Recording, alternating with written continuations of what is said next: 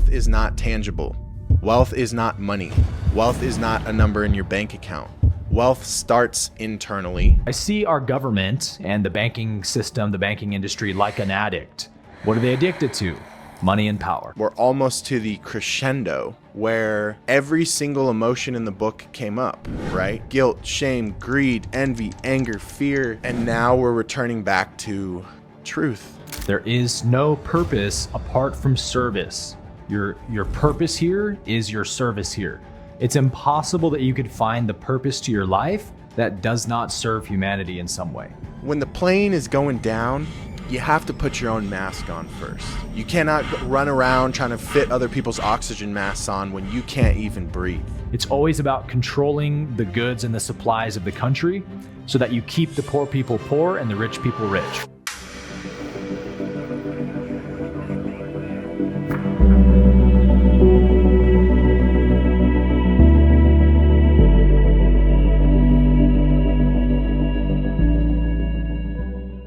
Hello, beautiful divine beings, and welcome back to the Great Awakening Show. I believe episode 4.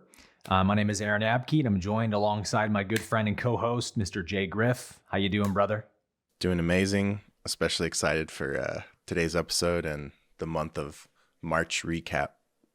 Yeah, man, it's been an action-packed month. There's a lot to get into and a lot of exciting stuff that we're going to be diving into today in terms of the implications for humanity's awakening.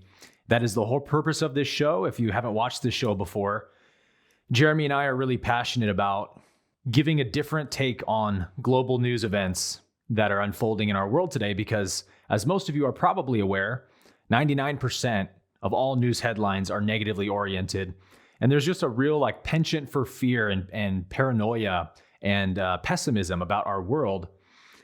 And that's on both sides of the political aisle, right? But our real purpose for this show is to try to highlight these events that everyone else may be pitching as bad, evil, scary, terrifying, and show the light side of things that really doesn't get talked about virtually anywhere in whether independent media or corporate media. And we just think that humanity needs, more positivity, a more holistic view of what's unfolding on our planet in terms of the Great Awakening that's taking place. And the way that Jeremy and I see the news is that virtually everything is positive from the sense that even the shadows that get exposed are a good thing for humanity in the long run. And this year, really in 2024, I think is the year of shadows coming to light. And so we've had no shortage of interesting news items to talk about. It's actually kind of hard for us to choose each month which bits of news we want to talk about the most because there's just so much that goes on every day. It's kind of like drinking from a fire hose if you're watching the news every day. So we're excited to encourage you guys to get involved in humanity's awakening, to find your purpose in this awakening and begin living that purpose, to empower yourself with real knowledge, the knowledge that is not given to us in mainstream education or media. And if we can all begin awakening to, the future destiny that's unfolding on the planet, I think we can bring about that destiny much quicker. And so that's the kind of overarching purpose of this show, is to enlighten humanity with positive news and to encourage everyone that although things are tough, we're headed in the right direction, and the things that are getting exposed need to get exposed. So we're going to begin with our first segment of the show, which is positive news. And I will pitch it to you, Jeremy, to give us your first take on what bit of positive news you pulled out for the month of March. Beautiful intro. Only thing I want to say before I open up my piece of positive news for us is I'm going to call the theme of today's episode collective shadow work, because that's really where we're at in the arc of the human story right now. Mm-hmm. As me and Aaron talked a lot about last episode, you can perceive that as negative if you want, but shadow work is ultimately a necessity in one's awakening and being able to transmute energy from dense energy or lower energies to lighter energy. And as you guys are going to see today in some of the clips that we're sharing, these things aren't necessarily negative. This is more of a purging, a cleansing. And I'm just really grateful that we decided to do this show and that we both felt called to do it specifically this year, because for whatever reason, this has been a very powerful year, and we're only 3 months into it. Things are only going to get crazy. spicier as we get closer and closer to, the election and all the things that we have going on. So really excited for the rest of this year. And I'll go ahead and pull up my piece of positive news now, and we'll get into it.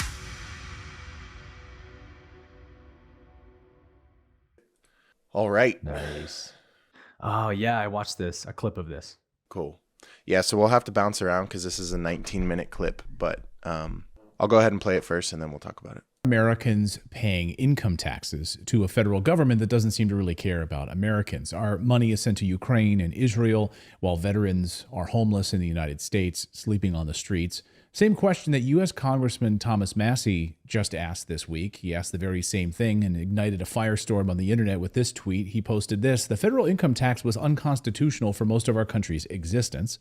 The founders of this country would never have agreed to it. We should repeal it," he said. It's been viewed millions of times now, and has a lot of people raising questions about paying taxes. Someone who's made a career out of battling the IRS and not paying taxes and teaching other people how to not pay taxes is a man by the name of Payman Montahede. He's the founder of the president of the Freedom Law School and the president of the Freedom Law School. And he hasn't paid taxes in over 30 years. So we thought, let's talk to him. Let's go. Let's find out what exactly is going on here. Payman, welcome to the show. Aaron, before we continue, have you heard of this guy before or no? Oh, yeah. Okay. Yeah, some of our students have come from his community, so I have heard of this guy. Yeah. Thank you for having me, Clayton.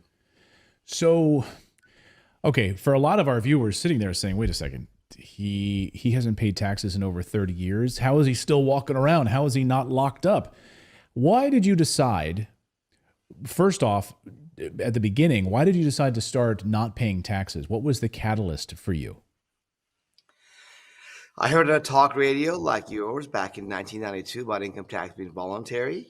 Went to a seminar, and the person that showed me the laws, the tax laws, like the Internal Revenue Code, and I said, well, why, as a freedom-loving libertarian person, I'm paying this tax I don't have to pay? So I just stopped, and I started teaching Americans that if you want to get our country back, to elect people like Thomas Massie into Congress to represent us, the American people, not the big banks and corporations.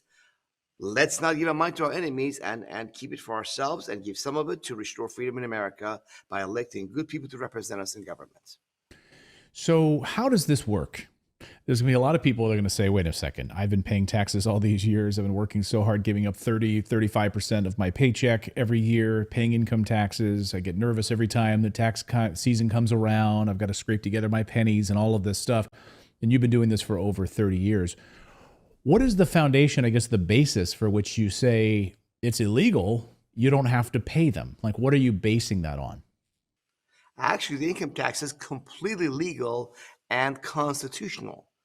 But the way it's written, it applies only to citizens and residents of Washington, D.C., federal workers, and contractors. They just deceived us to believe when they use the term United States and tax law. They make a thing here in the Internal Revenue Code that means the 50 states individual. That thing's bigger than the Bible, dude. And that is not the case. Growing every year. The person they have jurisdiction over here is Washington, D.C. related, because the federal Notice he said the person they have jurisdiction over. government is a 51st separate government from the 50 states and countries in our union. So we just didn't realize that. We just assumed that, it applies to me. And that's how they've done that. Since 1913, has been this way. And this is what Congressman Massey's talking about, that for 98% of Americans. Cool. I'll stop there. Also, I thought it was cool because of what I'm about to share of why I'm using this clip. Reading through the comments was interesting temperature check of where people are at. Like over and over, it's like every single comment. Yeah. So why do I share that clip? Because for those of you who have been keeping up with my teachings or our episodes in the past, I'm always talking about this notion of the fourth turning, which also overlaps with, the spiritual awakening that the collective is going through. And to me, when you have a independent news channel with 2.33 million subs, bringing this guy on and openly giving him a platform and such, you don't see that in any other time in, the fourth turning arc. Mm-hmm. And you don't see that if things are going well either. So it's a beautiful kind of sign of the times, if you will, of where we're at. And I also think it's cool that the man interviewing him didn't have any sort of agenda, right? He wasn't trying to set him up, or make him look stupid, whatever it may be, frame him in a certain way, and gave him a platform. And that's always cool to see. And there's also been this trend lately, not that I'm endorsing it or supporting it, but I don't know if you've seen this, Aaron. It's like a trend right now of there's a lot of Americans who are basically just refusing to pay their taxes. Yeah. I think the Ukraine thing was kind of the tipping point for a lot of people of like, where's my tax money going? And again, that's not the right approach, because there's way better approaches, right? Than just, being contracted and then just not paying. But that's neither here nor there. I view this as a piece of incredibly positive news because this stuff is getting out there. And it's getting out there in a way where it's not just the Chris Hausers or some of these like private telegrams or these, rabbit holes. Right. It's starting to get out there more and more, where, someone like my mom would watch this kind of independent news channel. You know what I mean? People who are more like right-leaning, libertarian, any of that stuff would watch this, and they may have no clue about this, what me and you consider simple at this point, right, Aaron, of like the basics of your straw man and the person, how that's actually not you. The most common question that I get when people try to talk to me about this stuff is about like, but, what about all these cases of people who, they go to prison for this? And it's like always the same thing, right? Of like, if what he's saying is true, then why do these people go to prison? And I feel like he kind of dispelled that very, very simply. Things are written in a way where you have to be able to discern, is that applicable to you? And if you don't know, the IRS isn't just going to come out and tell you, right? Because they'll happily accept you sending them tax checks every year. But it's beautiful. I think this was an 18-minute clip. I'm not going to play the whole thing. You guys can look it up if you want to. But I have had students that have come from his groups into the LUC. And from what I've heard, his approaches are just very basic, very common sense. It's nothing like super deep or super crazy. And he boasts a track record of, according to him, and I've never heard anyone say otherwise, in 30 years, they've never had a single student imprisoned or have to pay. They've always won. Sometimes it's contested, but they know, how to handle it, as well as himself. And I applaud him for putting himself out there because, you're putting a target on your back. So it's a beautiful thing to see in a fourth turning. And I consider this very, very positive news. More people are going to be able to find these solutions and make a decision for themselves and their family on if they want to continue to participate in slavery. Yeah, man. Hugely positive news. I saw this clip as well and thought about using it as mine. I'm glad I didn't. I found Paymon years ago when I was trying to figure out how to stop paying income tax, when I started to realize how my tax dollars are really being spent, and followed a lot of his steps in his program. Definitely recommend him as a good resource for, we get hit up, as you know, Jeremy, every episode. There's people in the comments like, help, how do I get out of the system? How do I stop paying taxes? Paymon's a good guy to go to for that one. And what it sparks in me, you mentioned the Ukraine thing. Obviously, there's Israel, Palestine, where I think whatever the latest omnibus bill, where they packed $100 billion to Israel and another $100 billion to Ukraine. And it's like, if you're paying even a little bit of attention, these things start to really irritate the average American who is getting more and more edged out by inflation in the market and increasingly unable to pay their bills. And yet the IRS is bringing the hammer down on you every year saying, you better pay us your 33%. And it's like, what have you ever done for me though? It's like, well, I sent all your money to Ukraine and Israel, so keep paying me. It's It's like, wait a minute, I don't even know enough about the Ukraine conflict to know whether I would want to support it. Like the media, the government doesn't actually tell us any of the ins and outs. We're just told like, here's the latest cause, support blank cause. Do it. You must do it or you're a bad person. Yeah. And that's the pressure tactic. So thankfully, again, here's another silver lining, right? Is these things are not enjoyable, not fun. They inspire fear in a lot of people, that we have this powerful megalithic entity called the IRS that'll throw you in prison, put you behind bars just for not paying money to a crooked organization, a crime syndicate known as the government. And you're like, how do we get out of this? But here's the blessing, is that it's waking people up. And they're saying, you know what? Enough is enough. I'm not going to give these people my money anymore when they're leaving Lahaina, Hawaii, completely trashed, doing nothing for them. There was the train that exploded in Ohio. They did nothing. Not a penny went to that. But they're sending all this money overseas. Like, you know what? No, I'm done. And then you get people interested in, how do I not pay taxes? And I think most people at this point, Jeremy, maybe you would disagree, but I feel like most of the average Americans at least have heard of the idea that some people don't pay taxes. Would you agree? I would agree at that level. Yes, they've heard of that. I think it's still considered conspiratorial and extremely risky in most people's minds. They lack the education. Yeah, there's a lot of fear there, Stockholm syndrome there.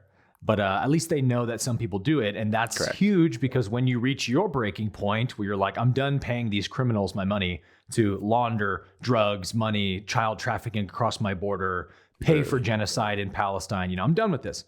And then they say, wait, I know that some people don't pay taxes. I wonder if there's a way to do it. And they start Googling. You're going to find this interview with Paymon. And you know what? Redacted with Clayton Morris is not that far behind a Russell Brand or a Tucker Carlson. Huge channels that get millions of views a day. So we're at this precipice where these things are starting to bleed over the edge and get into the mainstream consciousness. And it's interesting you brought up the fact that he mentioned the way that you avoid taxes is you stop identifying as a person, a citizen, a person, or a resident. Yeah. I like the CPR analogy. Have you heard that one? Yep. Yeah. If you're a CPR, citizen, person, or a resident, you need CPR because you're dead. Yeah. To me, this is the best congressional record of all time. Congressional record, June 13th, 1967, pp.15641-15646, if you want to look it up to verify. This was a congressional record in 1967 where they stated, in open Congress record, a citizen of the United States is a civilly dead entity operating as a co-trustee and co-beneficiary of the public charitable trust. If you've watched the Rabbit Hole series, we talked about that. The PCT trust is the overarching umbrella trust that every single one of our trust accounts, the SESTQV trust that we've talked about, belongs to that trust. It's a subsidiary of that trust, the PCT. And we talked about the irony of calling it the public charitable trust. They literally steal from every single American and they call it charity. So a citizen is a civilly dead entity operating as a co-trustee of the public charitable trust. The constructive SESTQV trust of the U.S. Inc., Incorporated, under the 14th Amendment, which upholds the debt of the USA and U.S. Inc. So that congressional record proves that according to the 14th Amendment, which we've talked ad nauseum about, the 14th Amendment made all of us debt slaves, legal fictions, right? Imaginary entities, legal fictions, where you don't know it, but they make a corporation out of your name, which is the person, the citizen, the resident. Citizen, if you remember the etymology of that, we've talked about city, C-I-T-I in Latin means like municipal, and zen means servant. So the word citizen literally etymologically means city servant or a municipal servant, a government employee. So that's how they get you with taxes, as Paymon said, is that they're putting you in the jurisdiction of the U.S. Inc., as the congressional record just said. U.S. Inc. Incorporated is the U.S. corporation that is right now pretending to be a Republican form of government, excuse me. And they're not. They're a company, a business like McDonald's that's hijacked the government and is pretending to be a president, a senator, etc. It's a business model, and you're claiming to be one of their employees, and that's how they tax you. So to get out of the tax bracket, to be a non-taxpayer, you have to kill your contracts with the US Inc., US corporation. And that's what Paymon will teach you how to do.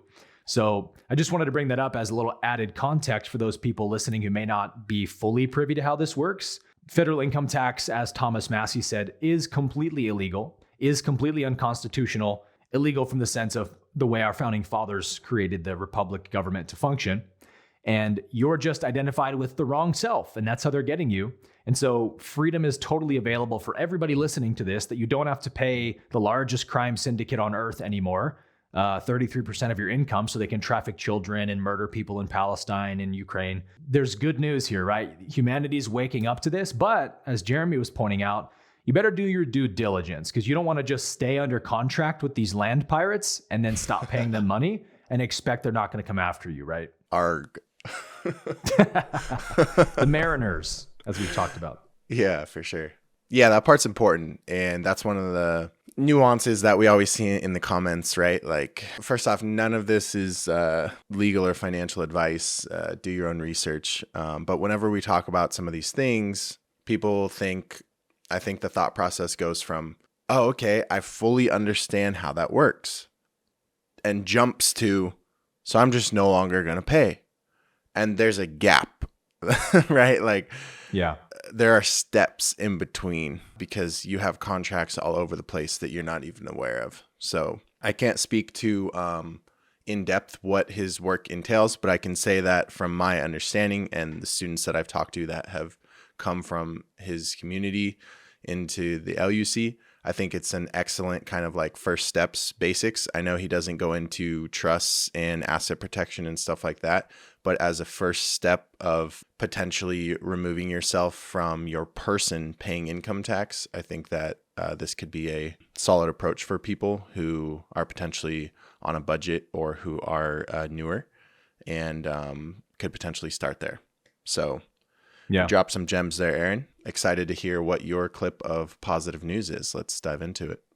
Man, we've got a lot of really good common law discussions today, which our audience will be very, very excited about, because that's always our best seller of a topic. When you were just mentioning, Jeremy, about like, do this the right way, understand you're under contract, and that's the way things work. Even if you intellectually understand it, know that there's still a means to an end to accomplish your freedom. You can't just opt out and still be under contract. A good example of this is my city water of Travis County has been harassing me for overdoing the whatever arbitrary water limit they've set. I didn't know this, but our landlord had programmed our sprinklers to go off from like 3 to 6 a.m. and hadn't told us about the water restrictions and stuff. So like while we're asleep, our sprinklers are going off every night, and we're racking up water bill charges. And I'm getting just harassed by Travis County. There are people coming to my door, leaving notes and threats of like $500 fine, $500 fine. Wow. And I'm emailing them like, hey, I don't know what's going on. Can you please help me understand? Like, I'm happy to comply. And they're already racking up all these fines. And I'm just like, you see the Ponzi scheme, you know, they don't warn you ahead of time. They just start telling you once you're over, and they use fear to get you to pay. And my mind immediately started going into like, oh, please show me the wedding signature where I'm under contract with you to not use water for this amount. You know, I could go that route, right? Yeah. But if I do that, they're going to shut my water off. Yeah. Like the system has those kinds of powers. So you don't want to screw with the system like that. Sometimes it's better to be as wise as a serpent and just like pay the small fine rather than poking the beast type of thing. And while you're doing that, you can work on getting out of the system. This is one of the things I talk about all the time with people that come to me for like, how do I opt out of taxes? It's like, well, I'm not going to just give you the answer to that. I want you to do some research on it and 100%. Come to that conclusion yourself. Because if I give you an answer, you're going to rush off and probably make a mistake. Yeah. I'll say #petty about what you said. That's a lot of times what it's like when you're engaging with the systems. And I get obviously a lot of the same questions, and it ultimately comes down to discernment. There's a number of different ways to go about these things. And from a liability perspective, it doesn't make sense that we tell people how to handle their private affairs. And also, as we've both learned, when you walk a certain path, it's who you have to become. That's the most important part. And so any given process, or even if you're just like, I'm just not going to pay anymore or whatever, it's like, well, you have to really understand how this works. You have to understand, contracts and agreements, and you have to understand how to navigate things. And that takes an education. And that's why we're both very passionate about education. There are no handouts. It's a karmic law. What you sow, you will reap. Well said, brother. Can't add anything more to that. So I'll get into my piece of positive news. This one, dude, I've been so excited about. This is probably the most positive piece of news I've come across maybe ever, honestly. It's that big of a deal. Wow. I sent this to you, and I don't know if we talked about it much, but there was some huge news coming out of Maricopa County in the last month, where, if some of you guys may know, the whole voting fiasco that happened in Arizona between Katie Hobbs and Kari Lake, where it was another clearly fraudulent election. None of the Republican counties' voting booths worked. And like Kari Lake tried to contest the election and say, whoa, there was a whole lot of weird stuff going on. We need an audit of this election to make sure that this was a valid election. And they were like, no, it was all valid. You're not allowed to contest it. Game over. Katie Hobbs is the governor. Moving on. And she's been in court fighting this. So the citizens of Arizona, I mean, it was, if you watched the coverage leading up to the elections, classic, just like Bernie versus Hillary, just like Trump versus Biden. Katie Hobbs is barely able to fill an elementary school classroom of supporters, and Kari Lake is packing out stadiums everywhere she goes and somehow loses the election. And so people are like, yo, we know you guys stole this election. Yeah. And here's the thing, right, is that the state of Arizona is a private for-profit corporation pretending to be a republic state of the United States of America.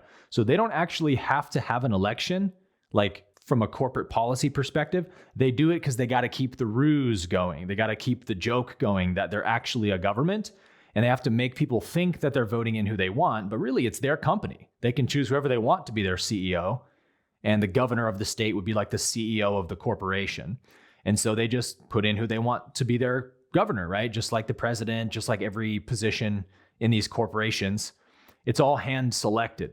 And so this group of common law experts went into Maricopa County and basically called them out on their fraudulence and cleared out the entire board of supervisors meeting.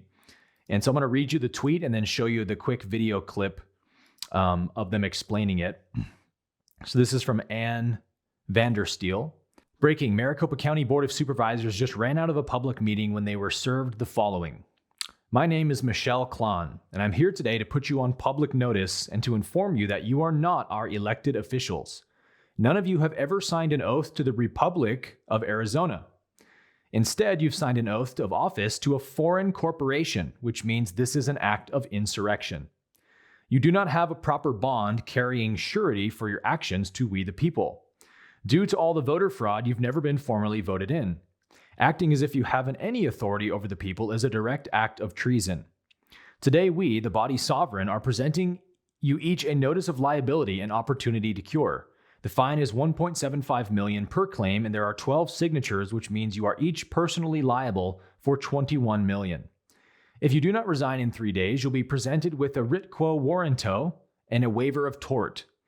If you do not rebut these truths and you remain in office, we will be notifying the military of your act of treason and will be grounds for an immediate military tribunal. I don't need to tell you the penalties for treason. We, the body sovereign, hereby command you to resign within 3 days or else face the consequence. I'm also here to hand you this jump drive, which contains a 5,000-page document notifying you of the dangers of the COVID vaccine and the poison in the water, to name a few. These are high crimes and acts against humanity. If you cover up high crimes, you will be held guilty for committing acts against humanity. I hereby command you to send public broadcast to every resident in Maricopa County notifying them of these dangers within the next 3 days, or you'll be in direct violation and derelict of your supposed duty, making you even more accountable for your actions. Notice to agent is notice to principal. You have been formally served on record. So when they served this, the entire board of supervisors cleared out of the room, which sometimes judges will do that very often when they get served documents like this, because they're operating under a commercial jurisdiction and they're being held accountable under common law, and they're completely in violation of common law. And so they have to clear the room to exempt themselves from the jurisdiction. And so this video here is Michelle Klon herself giving another brief detail of what happens. Just from this paperwork. And guess what? We, the people, as Body Sovereign, we're really good at gathering signatures. So I'm Yes, sure we we can go are. gather another 30,000 if they'd like. Once they go into default and they don't respond to our opportunity to cure, which is to resign within minutes, they need to resign within 3 days. If they don't resign within 3 days, they will be personally served with a writ of quo warranto and an opportunity, again, to rebut any one of our claims, which I'm making right now. None of them have signed an oath of office. None of them are bonded to we the people. All of them are foreign invaders acting as government. They are not our government. Therefore, we will be serving them a writ of quo warranto with a waiver of tort, and if they still do not rebut, we'll be notifying the military, and they can be hauled off, to a military tribunal, and I think we all know the penalty for treason. Thank you. Yes. Yeah. So we mentioned the Cal Washington interview last month as well that I did. This is probably the most powerful form of remedy I've seen enacted next to what Cal Washington is doing with the Empower movement, which is educating people how to actually use common law remedies for all of these violations. Our system has, as you know, has been so skewed, Jeremy, to this false commercial jurisdiction that's pretending to be a republic jurisdiction of government.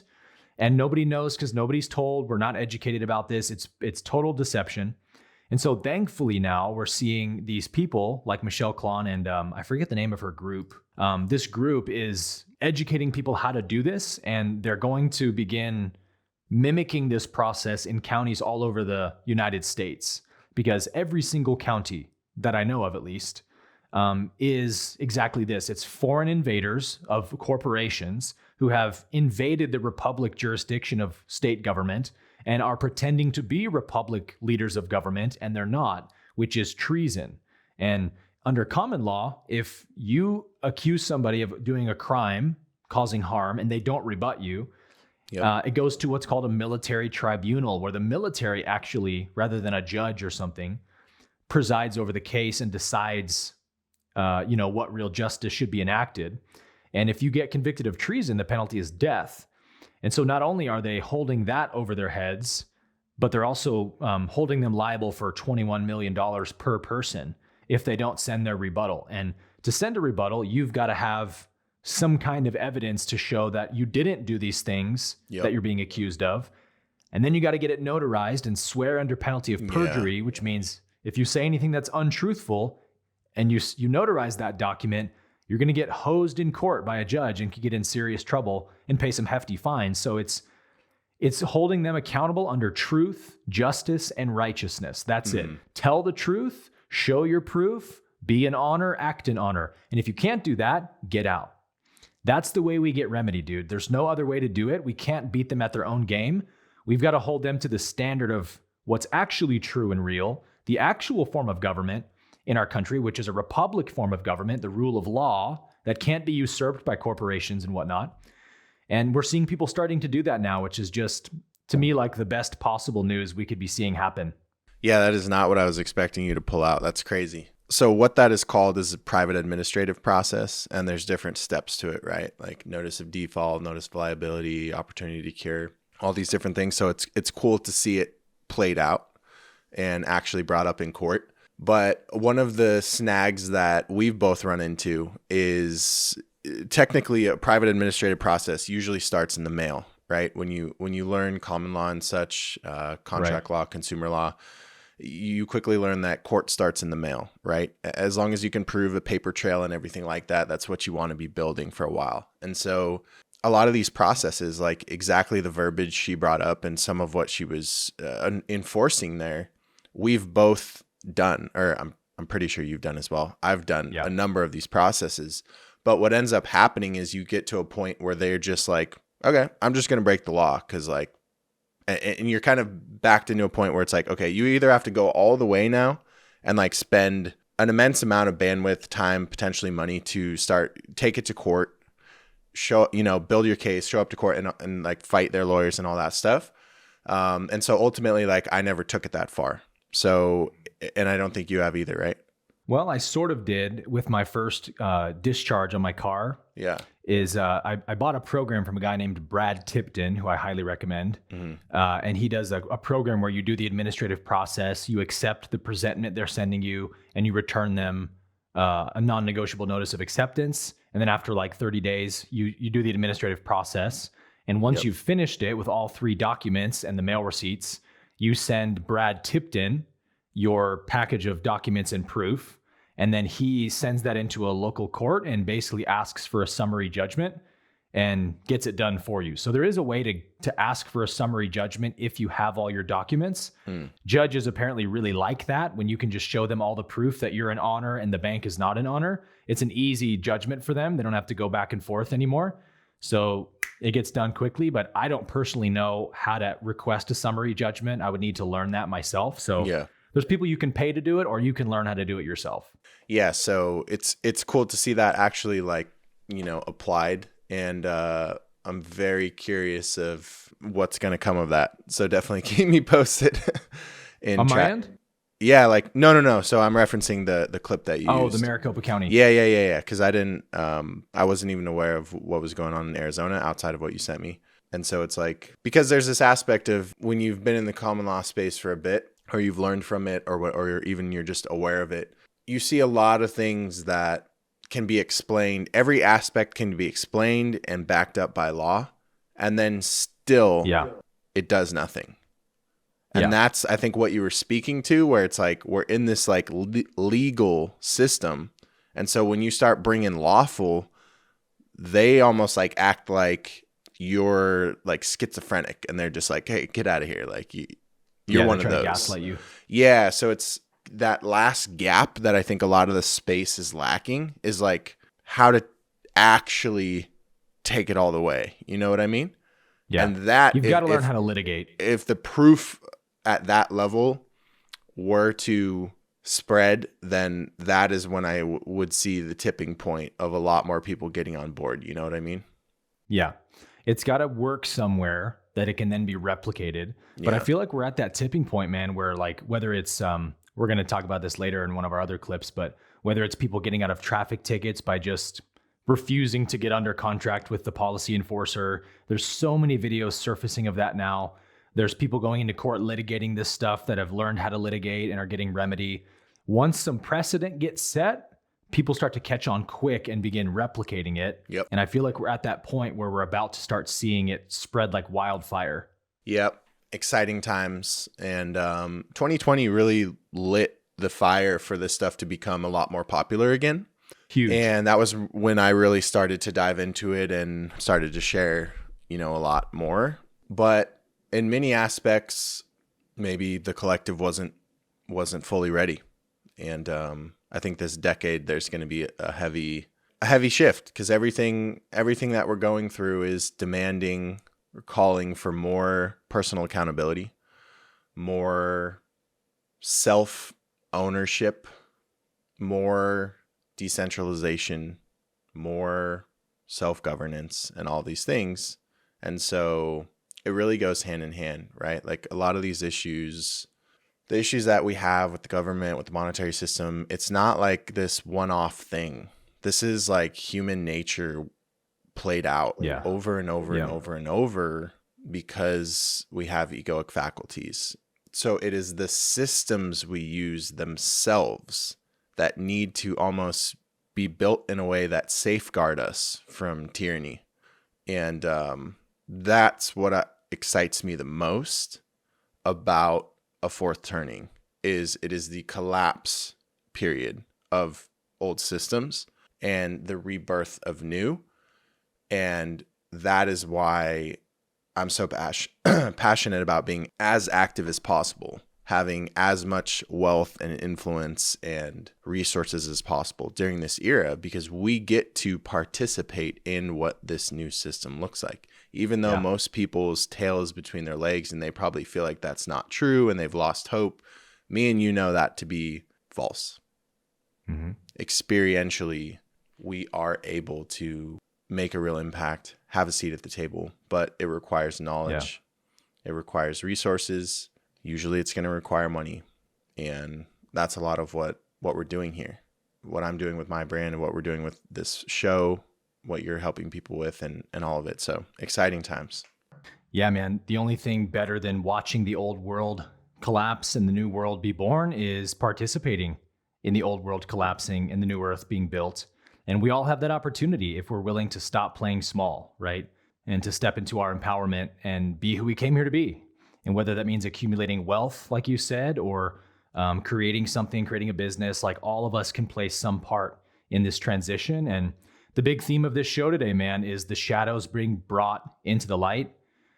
And we're seeing this happen. 2024 is the year of the shadow being revealed into the light. And that's always a good thing because, again, just like we said with 2020 and the Ukraine stuff, waking people up saying, hey, I'm not paying these freaking taxes anymore. All the darkness and corruption we're going to be seeing is going to help the population who, for whatever reason, still has any level of trust in the government. I don't know how that's even possible at this point, but there's a big percentage of people that still do. It's going to help those people finally sever that tie, that cord, and have no trust in the government. And that's when the system can really collapse, when everybody stops participating. Because again, we feed it, right? It's a beast that feeds off of us and our life force energy. So when everybody stops paying taxes and participating in these fraudulent elections, then we'll watch the system collapse almost overnight, and we'll begin to build new systems in its place. And so with that being said, I think that's a good transition to move into our second segment of reaction clips. And I know you've got some spicy nuggets for us today, so I'll pitch to you for the first clip, man. Yeah, I'm especially excited about today's reaction clips. Got a lot to say, a lot to talk about. There are other symptoms that are even more difficult to diagnose. For instance, the financial situation of the United States. When I talk to my conservative friends right here, they always tell me that the problem is high taxes, but they're wrong. Of course, high taxes are extremely high here in the United States. I give you that. You're right in that. But that's not the real problem. The real problem is not the high taxes themselves, but the fact that they are not even really funding the government. Not even those high taxes, higher than a lot of places in the world, not even those taxes are really funding the government. So who's financing the government? Government is financed by treasury bonds, paper. Wow. And who buys the treasury bonds? Mostly the Fed. And how does the Fed buy them? By printing money. But what backing does the Fed have for that money being printed? The treasury bonds themselves. So basically, saying the you quiet finance part the out government by printing money out of thin air. Someone could ask, well, so if the government can print unlimited amounts of money out of thin air, why do they collect taxes?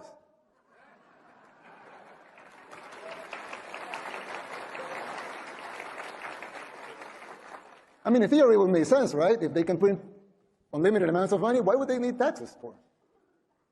The answer is simple, but it's very shocking. The real problem is that you pay high taxes only to uphold the illusion that you are funding the government, which you are not. It's shocking. And to cripple the lower class. The government is funded by money printing, paper backed with paper, a bubble that will inevitably burst. The situation is even worse than it seems, because if most Americans and the rest of the world were to become aware of this farce, confidence in your currency would be lost, the dollar would fall, and the Western civilization with it. If the next president of the United States doesn't make the necessary policies and structural changes, sooner or later that bubble will burst. There's still time. You don't have to make the same mistakes we did in the 60s and the 70s. You can still jump before the water boils. Winning the election isn't enough to solve these problems. They will not simply go away as a consequence of an electoral result. It will take a total re-engineering of the government top to bottom.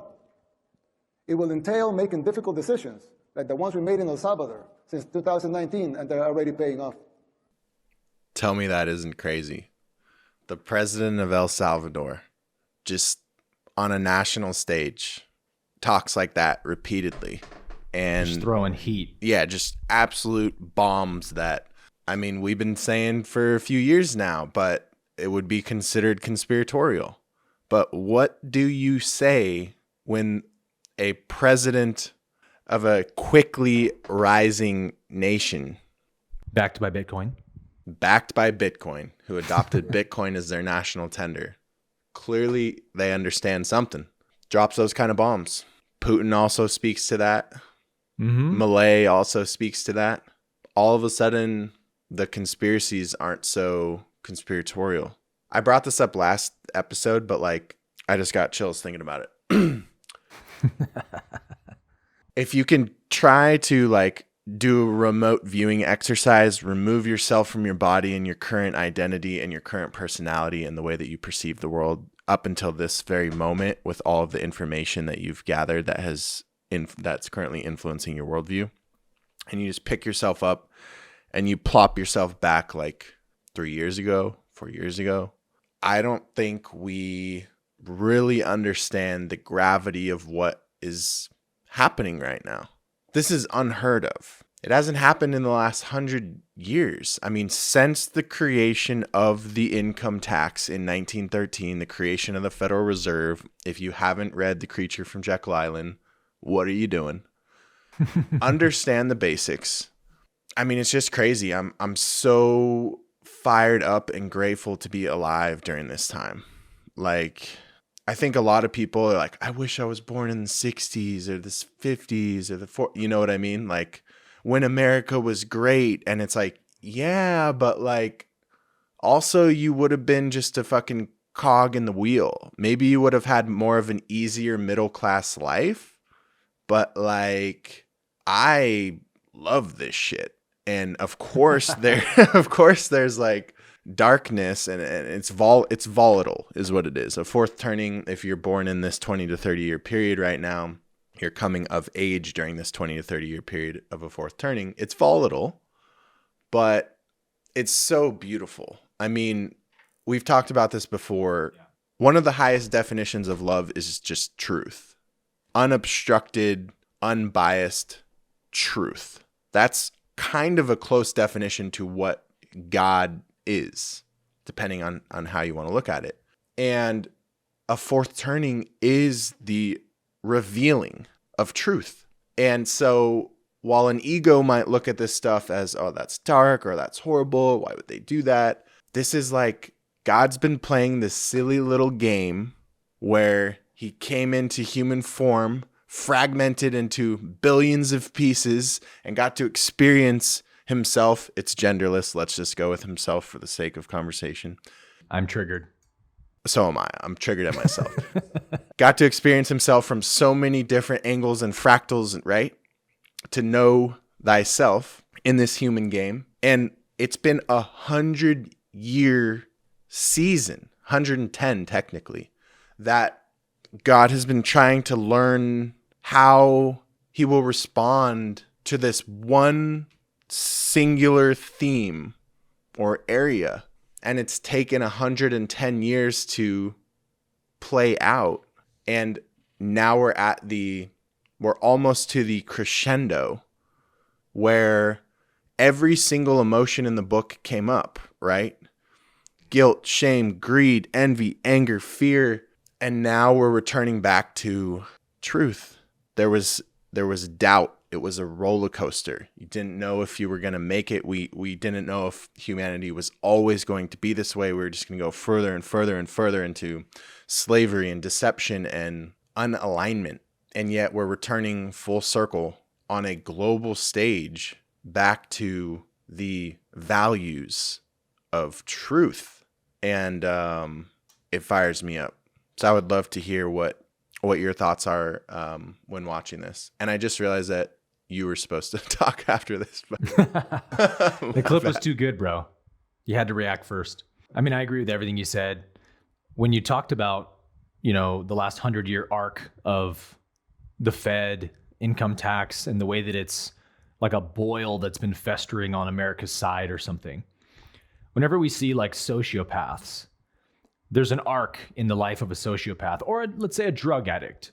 I did an interview on my YouTube channel the first year that I started it, where I went to San Francisco and interviewed homeless people. Wow. And the video is called I Talk with God. And the idea is, Jesus said, if you pass by the homeless person without giving them love, you passed by me because I'm in them. So like, I'm going to go talk to God in San Francisco. And I just interviewed some homeless people. And there was this guy named Eric who was a software engineer. And you can watch this on my YouTube channel still. And we have this conversation where he talks about how his heroin addiction gradually took him out of this, nice standard Silicon Valley life where he was a software engineer at Apple and making good money, very successful. One of his buddies introduced him to heroin, and he started doing it for a while, and he was a functional addict. He could go to work every day and mask his addiction, right? And then eventually he loses his girlfriend. His girlfriend leaves him, takes the dog, loses his dog, and then eventually he gets evicted from his house, loses his house. And so he just wanders on the streets of San Francisco and meets some, friends who are also heroin addicts and just hangs out with them and does heroin all day.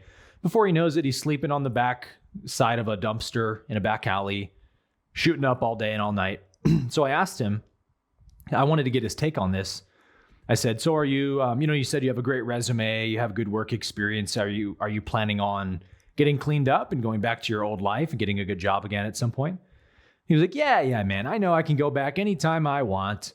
But the truth is, man, I love getting high. And so I'm just going to stay out here for a little while longer and just keep enjoying my life, And this guy's talking to me and he stinks. He's wearing just drabby clothes. You can tell he hasn't changed in months probably. And he can't see his own condition. And in my mind, I felt so much compassion for this guy when he said that, because I'm in reality, he's not. And I can clearly see he's a complete addict, right? There is no going back to your old life unless you make a radical change and get into a clinic somewhere. You know what I mean? There is no like, okay, I'm done getting high. I've had my fun. Going back to work now. It doesn't work that way. And so I see our government and the banking system, the banking industry like an addict. What are they addicted to? Money and power. Money and power is their heroin.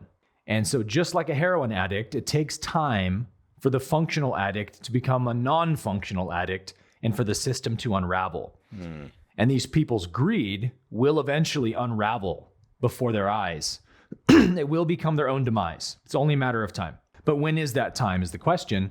And like you said, to see the president of a major Hispanic country talking openly like this, just spilling the beans on the way that our financial system works, saying, hey guys, all your money's fake. They print it as much as they want, whenever they want, and they don't give any of it to you, and they make you pay them the small amount that you actually earn. How do you feel about that? That's when the girlfriend leaves the addict. You know what I mean? That's when she says, I'm done with you. Get out of my house. And the American people are about to do that to our government, our banking system. We're about to boot them out and say, we're done with you, drug addict. Get out of our house. We don't want any relationship with you anymore. And then the next step is they lose the house, which means they're going to get unelected. Their system's going to crumble, the banking system, the political system. And then we get to hopefully build a new one in its place. Hopefully that has to do with blockchain, cryptocurrency, no money allowed in government, no more financial collusion allowed. Like the fact that all these things have been permitted is mind-blowing when you think about it. That we allow regulators to collude with the companies they regulate and government employees, public servants, to be bought and paid for by corporations to pass laws that they want. Like, how did we ever let this happen? Well, we turned a blind eye to the corruption. It was the 60s, it was the 50s, like you said, life was good. Dad can work at a mom and pop shop while mom stays home and feeds the kids, a single family income worked back then. Life was better back then, right? No, the government was still a heroin addict, shooting up behind the scenes all the time. But the arc had not come to light yet, right? The addict hadn't reached that point of breakdown yet. So most American citizens were none the wiser to what their government really was back then, what their banking system really was. But all the money was still fake. All the politicians were still bought out. It was the same country. They just didn't know about it. And so they were able to keep it hush hush. Nobody has to know what we really do behind the curtains. And now the addiction is so huge that they can't keep the game going behind the curtain, and the Wizard of Oz is getting revealed. I want to say something to the audience right now. I just got a download when you were talking. One of the most common questions that I get asked, both by my students or when people meet me or sometimes just in my DMs or whatever, is people see like what I do and it's a little unorthodox. Same with you, Aaron. And I think they look at us like, not necessarily in like must be nice, but like a hard to relate. And the question is usually, how do I find my purpose?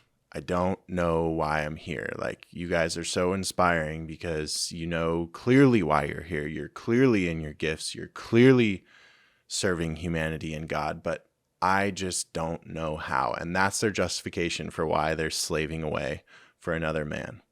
Yeah. If you're alive right now, and more specifically, I'm going to keep it specific to this fourth turning framework that I always go back to.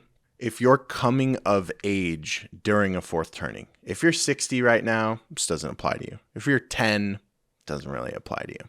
If you're in your 20s, your 30s, even 40s, if you're coming of age right now during a fourth turning, do you really think that that's a coincidence? Have you sat with or ascribed any semblance of meaning to the fact that we're going through as a collective something that humanity has never gone through before? And that if you're privy to the information that me and Aaron just casually drop on a monthly basis, you are the 0.001%. Everyone's trying to become the 1% financially, but you're the 0.001% knowledge-wise. And wealth is spiritual. It starts in the metaphysical first. But this isn't even a conversation of wealth. This is a conversation of dharma. This is a conversation of karma. This is a conversation of purpose. How long are you going to watch me and Aaron do what we do and sit on the bleachers and think that we're somehow different than you? Preach. If you have access to this information and you don't do anything about it, you can't complain you don't know what your purpose is. At a simple level, like an elementary school level, you could just say that we're all here to help each other out. Well, are you helping other people out if you know this information and you're not helping others with it? Now, the caveat to that is, I'm going to use an analogy because Aaron's the king of analogies, and I'm forever impressed by your ability to weave in analogies. When the plane is going down, you have to put your own mask on first. You cannot run around trying to fit other people's oxygen masks on when you can't even breathe. You put yours on first, then you start helping the people next to you. That's the game plan. But how many of you watching this right now are taking steps or have taken steps to do that? Yet you're probably working a job you don't particularly love. Why are you doing that? But Jeremy, bills, I got kids, you don't understand. No, I do understand. It's what I do for a living. You know how many times I've heard that? It's not an or conversation. It's an and conversation. All of your rationalizations are valid, and that doesn't change a damn thing about what I said. So ultimately, just keep in mind when we share this stuff that it's all wonderful to get these amazing dopamine hits when you learn something new and you feel like you're making progress in life, or you feel like, wow, I learned this new information, and it gives you that false sense of progress, right? That's what dopamine does. It feels good. So you might hop off this video and you're like, oh, let me watch another one of their videos and another one. Or let me go look at Redacted or what. None of that really matters. We would rather you join us than watch us. So I just wanted to share that because that was really coming through strong when you were talking, is like, this is why we're here. But sometimes it seems like, why is it just me and Aaron doing this? And I'm not literally saying it's not just me and Aaron. There's a lot of it, but you get what I'm saying. Why aren't we watching a show of The Great Awakening? You know what I mean? Why isn't there more of this? And it's like, I'll leave that as a rhetorical question. Well, I'll echo you, bro. I say this all the time in 40 University. There is no purpose apart from service. Your purpose here is your service here. It's impossible that you could find the purpose to your life that does not serve humanity in some way. All purpose is service. So the question is, how do you want to serve? But Jeremy, you don't understand. I have bills I have to pay. That common excuse. Yeah. No problem. You can still serve while you're working for the matrix. Mm-hmm. And if you follow your path of service, the universe will turn it into your path of purpose. meaning there will open an avenue for you to step into that form of service as a full-time career at some point. But as Jesus said, if you're not faithful with the little things, God cannot give you the big things. And so if you're complaining or feeling down on yourself that you haven't found your big thing, that only means you aren't yet being faithful with the little things. So it's like, hey, you like watching these shows, you like studying common law or whatever it is. Great. Keep working your matrix slave job and start educating people that are open to it. Start spreading the good news. Start illuminating people who need this knowledge, who want this knowledge. That's service right there. And that you can start your purpose there. And that may eventually grow into a radio show or a book or whatever. But you got to start with whatever the universe has placed right in front of you. And so I guess I just wanted to put an exclamation point on what you said, that this is one of the big reasons we do this show, you guys, is to inspire you all to be of service to humanity, because really that's the entire purpose of a human lifetime. The entire purpose your soul comes here is to be of service to others. And guess what the alternative is? If you're not here to serve others, you're here to serve yourself. So go step in line with George Soros and Bill Gates and walk on the negative path if that's what you want. No judgment, but just understand those are the only two options you have. Service to others or service to self. Mic drop. Well said. Let's go. Who's up next with the clips? I believe it's me. So I got 2 clips on this one that I'll play. Most of you guys will be familiar with this story. The Baltimore Bridge collapse. A lot of interesting stuff to get into here. We're giving Redacted all the shout outs. I know, man. We should be an affiliate. All right, here we go. This afternoon. This is a black swan event, he says. Black swans normally come out of the world of the finance, not military. The standard operating procedures for all U.S. ports, harbors, and bays that transit commerce and military activities are supposed to maintain an incredible level of discipline, rigor, and awareness for these very type of events not to occur ever.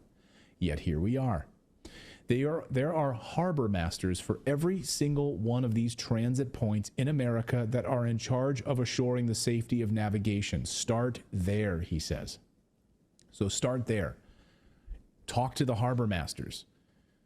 Don't necessarily look at the boat itself. That's maybe a red herring. Look at the harbor masters. Look at the infrastructure. Look at the electrical infrastructure. Look at the computers. Interesting. Oh, here we go. In Baltimore, in the Chesapeake Harbor.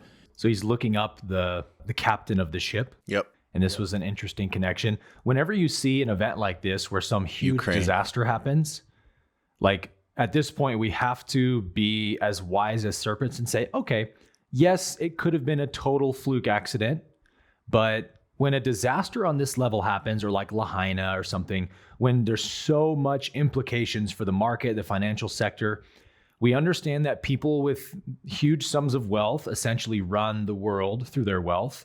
And so they move the chess pieces in these ways by making things happen that benefit them. We see this every single day. There's a million examples we can prove. So at this point, wisdom says you have to look at every event through this lens if you want to not continually be deceived and bamboozled by the negative path. And so when these things happen, you have to say, okay, let's just look into it and see if there's any interesting synchronicities that may be little breadcrumb trails to the ultimate source of information of why this happened. And so he goes into, well, let's see who the captain was. In Baltimore. And there is the ship's master. He is Ukrainian. Interesting.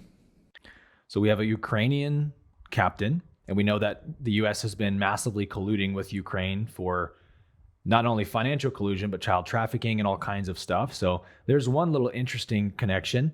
But this one to me was the most interesting, which is looking at the actual path that the boat took. This is very telling, I think, of the cause of this quote unquote accident. We sped it up a little bit here. It's sped up a little bit here.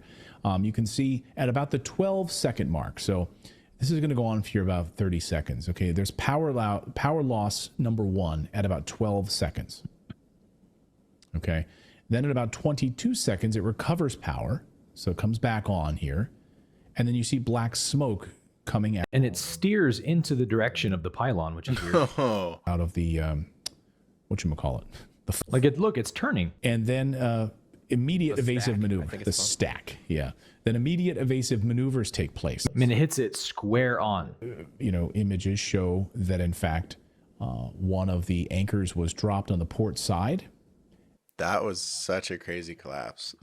of the bridge. Now, we also know, of course, Just came down like a house of cards. that as a result of that, So check this out. called it a mayday, coming off the dock there and heading out into the open ocean. And you can see here, though, how it changes course right before it loses power, which is interesting. So now this is where things, to me, get really interesting. Why 2 minutes before? Keep playing it if you would. Or did it stop? Yeah. So, all right. Look at the boat path. You're going to see it change course before losing power and colliding. So why did it change course aiming directly into the pylon? So you see the boat there changes course before the power goes off. But as you saw in the previous video, if the boat had just kept coasting straight when the power went off, it would have gone right under the bridge. But as soon as the power comes on, it turns towards the pylon. And then it goes off, comes on again, it turns even more towards the pylon. So it's like something was obviously steering this ship right into the pylon. And, the media would be like, oh, your lying eyes are deceiving you. But you actually see the actual path of the boat here, and you see that it changes course towards the pylon even before the power went out. Mm-hmm. So that was interesting, and I did a little more researching online, and these TikTok channels are, to me, just amazing, dude. How people just spend all day doing the research on these things and just pull out so many gems. But the new journalism. What's that? The new journalism. 100%. And this is real journalism, like actually reporting on connections between things that are happening and not giving any certain opinion piece, but just being like, this is interesting. Here's a connection. And we see that there's a lot of very strange happenings in terms of how the boat hit the pylon, right? So now let's look at another synchronicity of, well, what are the effects of this bridge collapse? And this guy does a great job of breaking that down. My apologies in advance, but you can't tell me that this looks like an accident. I love the music. In which it takes in order to hit that bridge. Now, I decided to ask artificial intelligence. It completely turns, bro. From Microsoft Bing's search engine, what the effects of this bridge collapse will have on the economy and the surrounding areas. And the answers should be very alarming, but also not surprising. Check this out. An average of 4,900 trucks per day carry $28 billion worth of goods. Those are now going to need to be rerouted due to the bridge collapse. And the greatest impact is expected on hazardous materials such as diesel fuel. And we're already having problems with gas prices. This is only going to make things worse and set things back as it pertains to gas prices, but there's more, of course. The bridge plays a crucial role in the nation's infrastructure and the supply chain. The disruption is going to have long-lasting effects. Baltimore serves as the largest entry point in the U.S. for large agriculture and construction equipment, including tractors, farming combines, bulldozers, and heavy-duty trucks bound for the Midwest, the farmland of America. Let's visit that now. Because this collapse comes just during the peak of planting season in the Midwest, and once again, it's going to affect the farming and the food. Additionally, construction activities also pick up in colder climates as the ground thaws. The economic impact extends beyond immediate costs, potentially affecting businesses, jobs, and regional stability. But there's more.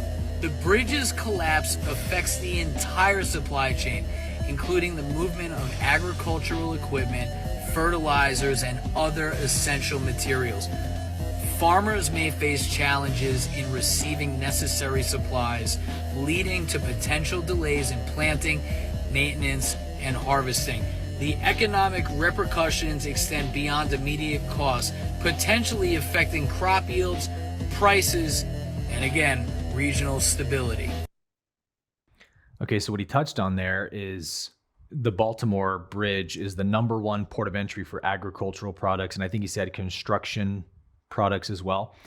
There's been this clear kind of agenda to get rid of agricultural farms, local farms, small farms, and just kind of they want to sequester the entire agricultural industry to Monsanto and big ag, right? So they're in Texas, for example, the last few months, there's been like all these wildfires that just happened to burn down all the cow farms, chicken farms.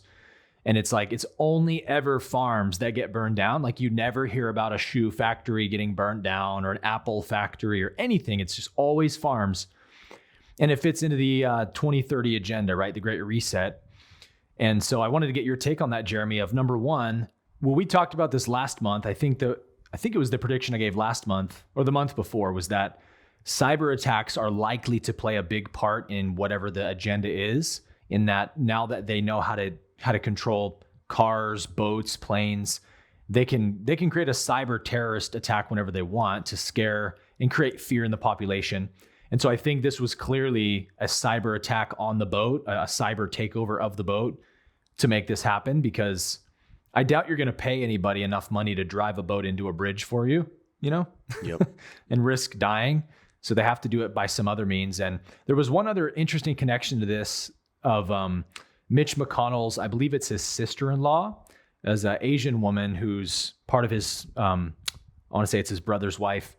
And she, just a few days prior, I actually saw this piece that her Tesla randomly stopped and went into reverse and drove into a pond, and she drowned in it. And apparently, I looked this up online and tried to corroborate it, but apparently she was the CEO. She was a multi-billionaire. She was the CEO of that shipping company that boat belonged to. And there was one person I saw who was saying, oh no, that shipping company is from Singapore, it's not connected. And I couldn't verify if that was true, so I didn't add that to my reaction clip for you, just because I can't for sure verify that. But if it's true that she is the CEO of that shipping company, then there's another huge synchronicity, right? Of no CEO would want their own boat to be implicated in a huge disaster that they could face huge lawsuits and penalties and stuff. And so she would have had to be taken out of the picture for that reason. So these are the things that happen with the deep state moving their chess pieces around the board, and destroying the average person's food supply. Like they want to create as much of a gap, right, between the wealthy and the poor as possible. Because if you're the wealthiest person on the block, you have all the power. Just like a star player on a team, a basketball team or something, you could be like the Michael Jordan of your team. You're scoring all the points, you're getting all the glory, all the interviews. But once your team starts putting in all these first round draft picks that are outperforming you, you don't like it very much. You don't like your shine being stolen. You don't like your limelight being stolen. And that's kind of the way you can think about the wealthy class, is they do not want average people to gain wealth and begin playing the game alongside them, because it diminishes their own power. And so I think that's where this fits in, is like, just continue to destroy the supply chain in whatever way you can, continue to cause pandemonium and wreck the food supply, increase the price of gas. This is a classic strategy of the negative polarity to keep people enslaved under a system they don't want to be under anymore. And it's another sign of awakening, right? The fact that people are upset with these kinds of things and are more and more talking about them means that the people in power have to go to the next level to keep their game going, which means things like the Lahaina incident, this bridge collapse. There's been a ton of things like this, farms burning down, we could mention, but it's always about controlling the goods and the supplies of the country so that you keep the poor people poor and the rich people rich, right? Yeah. So you wanted my thoughts on this. What comes to mind for me when I see stuff like this is we did the rabbit hole series on all the different systems, right? Yeah. And you have the food system, the water system, the education system, the money system, all these things. That's one piece of it. Keep that in your mind. I think a lot of people are fearful because of what the last 100 years has been like. We had, World War I, we had the Gulf War, we had Vietnam, World War II. They think that a war is probably coming and likely, and that it's going to be fought like wars were always fought. But something fundamental changed in the 1990s, and that was the invention of technology and the internet.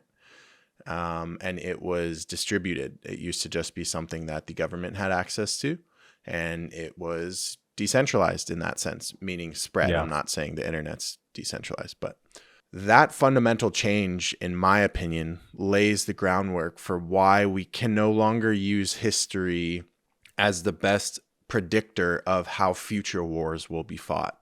And For sure. Future wars used to be fought over a few main things. Number one, territory. Number two, money, whatever the money looked like at that time, wealth, resources. And it used to be fought on land with whatever, or on sea, right? Ships. But what I mean is like on the earth. It was a battle about resources and gaining control of that area. Physical battle. Yeah. Whereas now jurisdictions exist in the ether, if you will, right? And you start to learn that when you learn the United States isn't what you think it is. You think, oh, my feet are on the ground and I'm in California or Texas right now, so I'm in the United States. But you may or may not be. It depends on data and contracts that you've either acquiesced to or rescinded or whatever, right? So jurisdiction has shifted. And I think this heavily applies here because to me, the wars over the next, we'll just say indefinitely, going forward in the human story, the wars are no longer over oil, land, territory, resources in that specific geographical region. The wars are going to increasingly become more and more over data, and things are going to be fought in the metaverse, in the internet, as far as, like you said, cyber attacks. So I think that this is an example of, well, why would someone want to do this, right? And how did that boat potentially shift course and everything like that? I think it's pretty clear that it was hijacked and then kind of pivoted. It will be very hard to prove that. There's also a conflict of interest to prove that, depending who that's helping out and their connections to the media and such. And then you look at the points that you brought up about agriculture and some of these systems, right? Food system, and then the natural gas and oil and all of that. So we know those connections are already there with Ukraine. We know people like Bill Gates buying up a lot of farmland and things like that. So you start to kind of just wonder, who's behind it and what are the motives here? At the end of the day, I don't know. I can't answer those questions. But what I can say is that this decade, you're going to see more and more of these types of things. I think it's extremely unlikely that we see a World War III or a war in general in the sense of how we think of it, right? A Vietnam, an Afghanistan, where we're going over there trying to take their resources. I think the resources are now data, especially as we now have large language models, LLMs, and we have these different types of AI and the sheer amount of data that is being collected and everything like that. Whoever has the most data has the most power in this new world, at least. And so I think the war is now going to be over data. And so we can't even going forward rule out, like, is this the US doing it to its own citizens? Or is this another nation? And that's where we're going to see a lot of fuckery, right? It's very easy to blame China or blame Russia, and it could easily be one of the 3-letter agencies, right? Or it could easily be a billionaire who, if they make this move, they gain 40 billion over the next decade because they sabotaged this thing or they solidified this partnership, or, this is just it's just high level chess and everything like that. So that's how my brain thinks about this. It's just in a very macro sense. And I think that this is just one of many types of things that we're going to see. But I guess the silver lining in what I'm saying is, for those who are at all familiar with the Cold War was not a war that was fought with a ton of casualties. It wasn't your typical boots on the ground, both sides just slaughtering each other or dropping bombs or whatever. The Cold War was way more about spies and espionage and information and intel. And that's the era I think that we're in, because these other countries, they smell blood. Right? The United States dollar, look at our president, he's sleepwalking. And there's just this aspect of that empire is becoming weak. And so I think it's a lot more about brainwashing our citizens, us turning on ourselves the dollar continuing to collapse, us continuing to print and make stupid monetary decisions and all that, like it's not too late to turn the ship around as far as the weakening of the US dollar and the weakening of the United States as the world reserve currency, and ultimately the power that the rest of the globe is kind of pegged to and follows. So that's where I think a lot of the chess is being played right now. And it's really hard to gauge like what is other nations and what is our own nation, because guys, our own nation isn't even our nation, unfortunately. This is European. We're owned by some families in Europe, and we're being heavily influenced by China, for example, with the whole TikTok experiment and all the things about genders.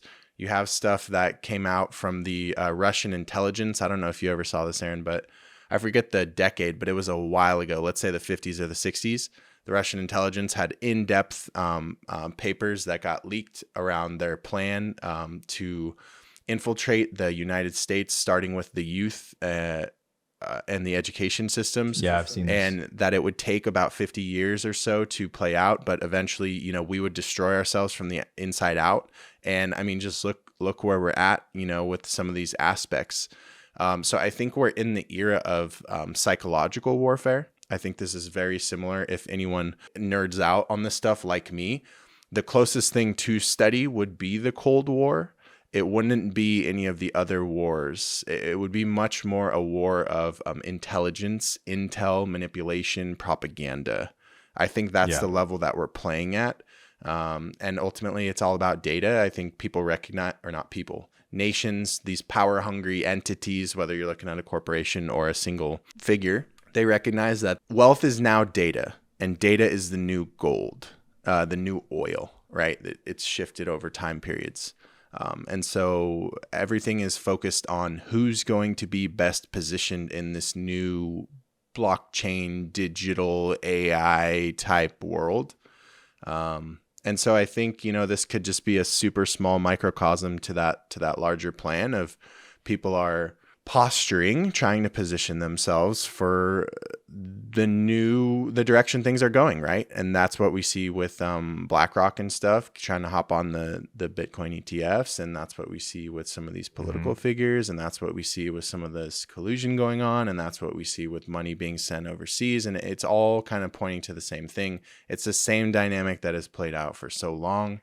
It's just that people who are ran by, as you would say, service to self, that's their main algorithm. It's always about power and trying to position yourself over others.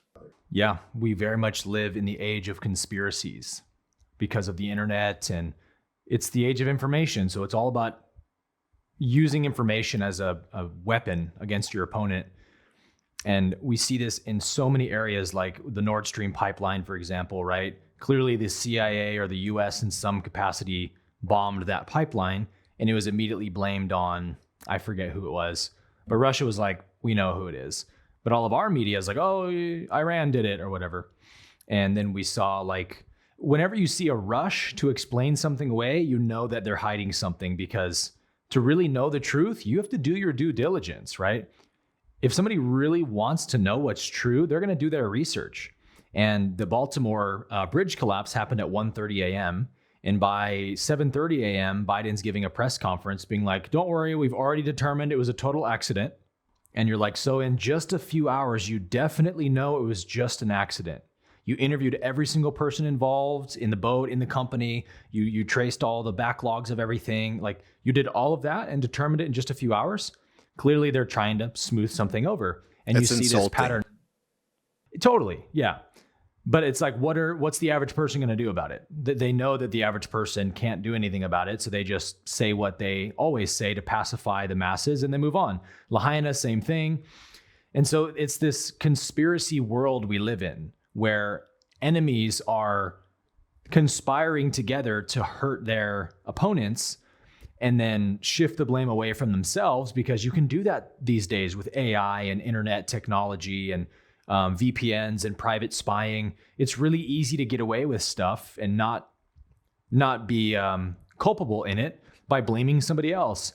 And so to me, that's one of the signs of negative polarity activity, is that there will be a very quick statement about, oh, we know what this is. It was just this or that, and it was those people.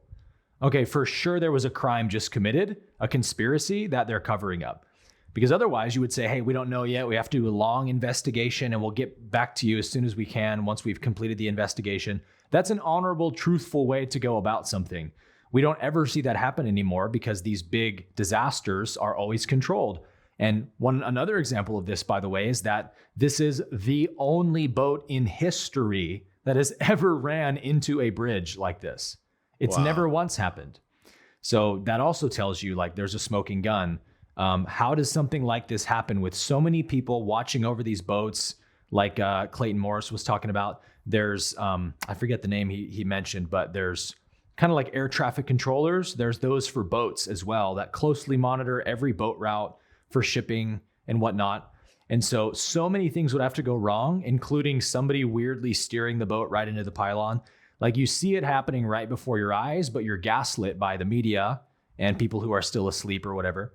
And the thing is, every time somebody doubts one of these things happening, you're contributing to these problems in our world.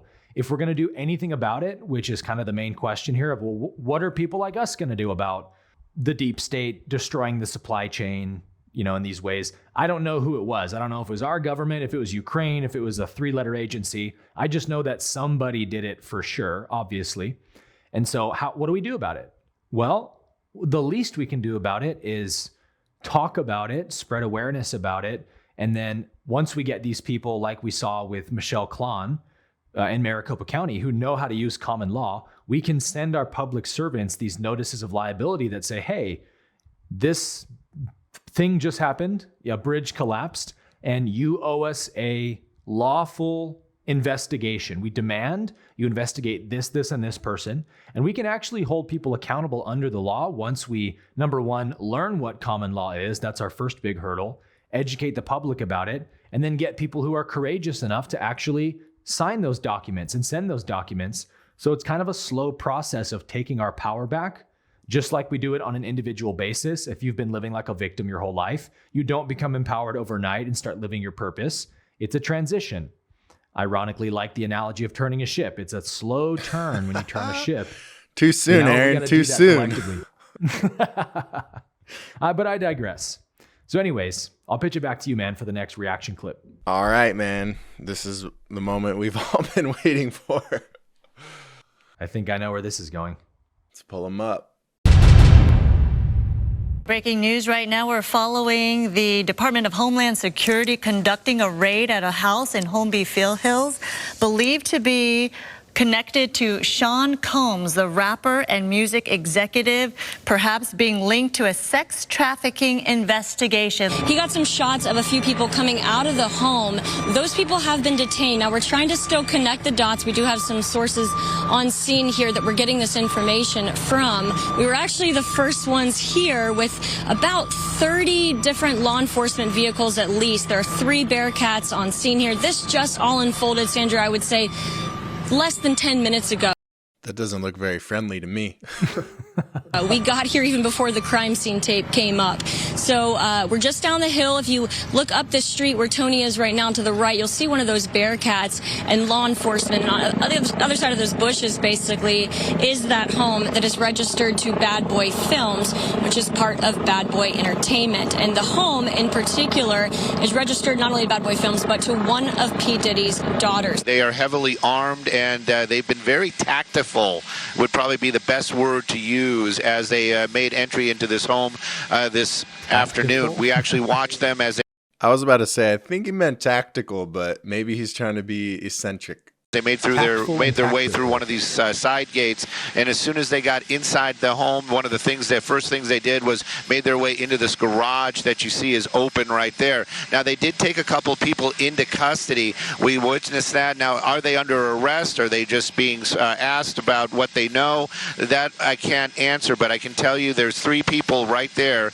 that were taken into custody, were inside that home at the time of the raid. We did see a bunch of investigators officers going in, making the raid in there and clearing that as well. So they're going to do a thorough search as they conduct this raid. And so far, Stu, from what I understand and from Haley on the ground there, they have not seen, and we have not seen from our vantage point, any sign of Sean Combs, the 54-year-old who is believed to be the property owner of this. All right. So most of you have probably already seen this, not that clip, but just heard about what's going on with P-Diddy. But we got quite a few other things to. It goes deeper, so we're gonna go through a few different things. Next, I'm gonna play this clip of Ice Cube. He's talking about the rap industry, and I wanted to bring this up because this conversation is gonna go. We'll see where it goes, but it can go pretty deep. I don't know if you remember, Aaron, but when we did the Rabbit Hole series, I specifically wanted to make sure to include the prison industrial complex into it. Yeah. And we had a segment there that I was a little hesitant to talk about because it got into race. And I never want people to potentially have an angle to misconstrue my intentions or what I'm getting at. But I felt it was important to talk about how the prison industrial complex related to the entertainment industry, because you have an entire genre of music who's essentially been hijacked by the three-letter agencies. Yeah. And is used to manipulate young people to act and behave in ways that end up filling their prisons. To think that crime is cool. Yes, exactly. And so let's check this out from Ice Cube himself, who was in the NWA group. Same people who own the labels own the prisons. Literally the same people? Literally the same people who own the labels own private prisons. The records that come out are really geared to push people towards that prison industry. But they didn't make you write those lyrics. It's not about making somebody write the lyrics.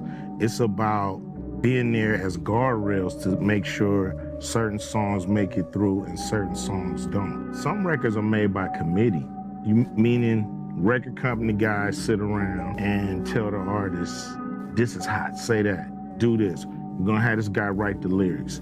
We're gonna have that. You have, the record company pushing the narrative. Some social engineering going on here to make sure those prisons stay full. John Holmston, a retired CIA agent, has admitted on national Russian television. So I'm not going to play the whole thing. You guys can try to find that if you want. But I thought that was especially relevant to part of this conversation. Can I say one thing on that? Yeah. So what he basically said there is exactly the same thing that happens between the food industry and the drug medical industry. Yep, exactly. Is that they work together.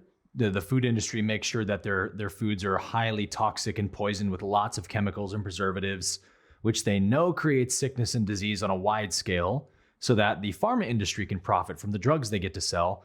That's what Ice Cube is saying there, right? Is that the labels and the prison industry are like big pharma and big ag, who work together to say, hey, you keep putting out music that makes crime look cool and hip and cultural, and then we'll keep imprisoning black people and profiting from it. 100%. And it's a complete attack on only specific races. And that's a whole other rabbit hole. Yep. So we showed you the raid, guys. Now I want to go a little bit deeper into the specifics of some of what has come out since the raid. So when they raided his house, he was nowhere to be found, supposedly. That's what we're being told. And then it was shortly after reported that he fled in one of his private jets. And right here, fled in one of his private jets, headed, and they started tracking the path of, his jets, like air traffic control, like you talked about earlier.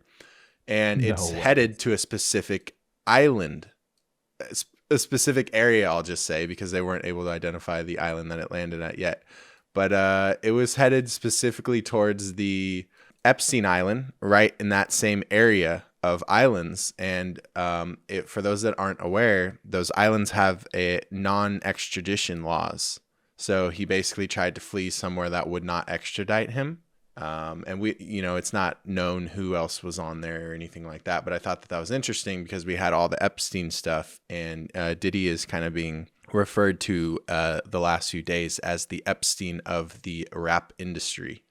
Yeah. So we have here's his path, right, headed towards some of these islands, which for those of you who know about asset protection and offshore everything, these are some of the best jurisdictions for that as well. Like St. Kitts and Nevis are very common places for offshore LLCs, offshore trusts, because they have non-extradition laws and they have incredible privacy laws. So the wealthy understand this.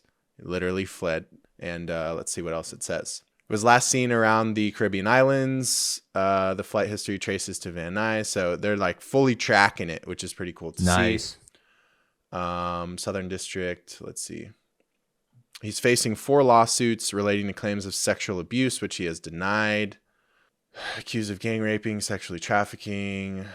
There's all sorts of stuff. I mean, we talked about that a little bit, right? How that lawsuit was coming out. We talked about the Cat Williams video.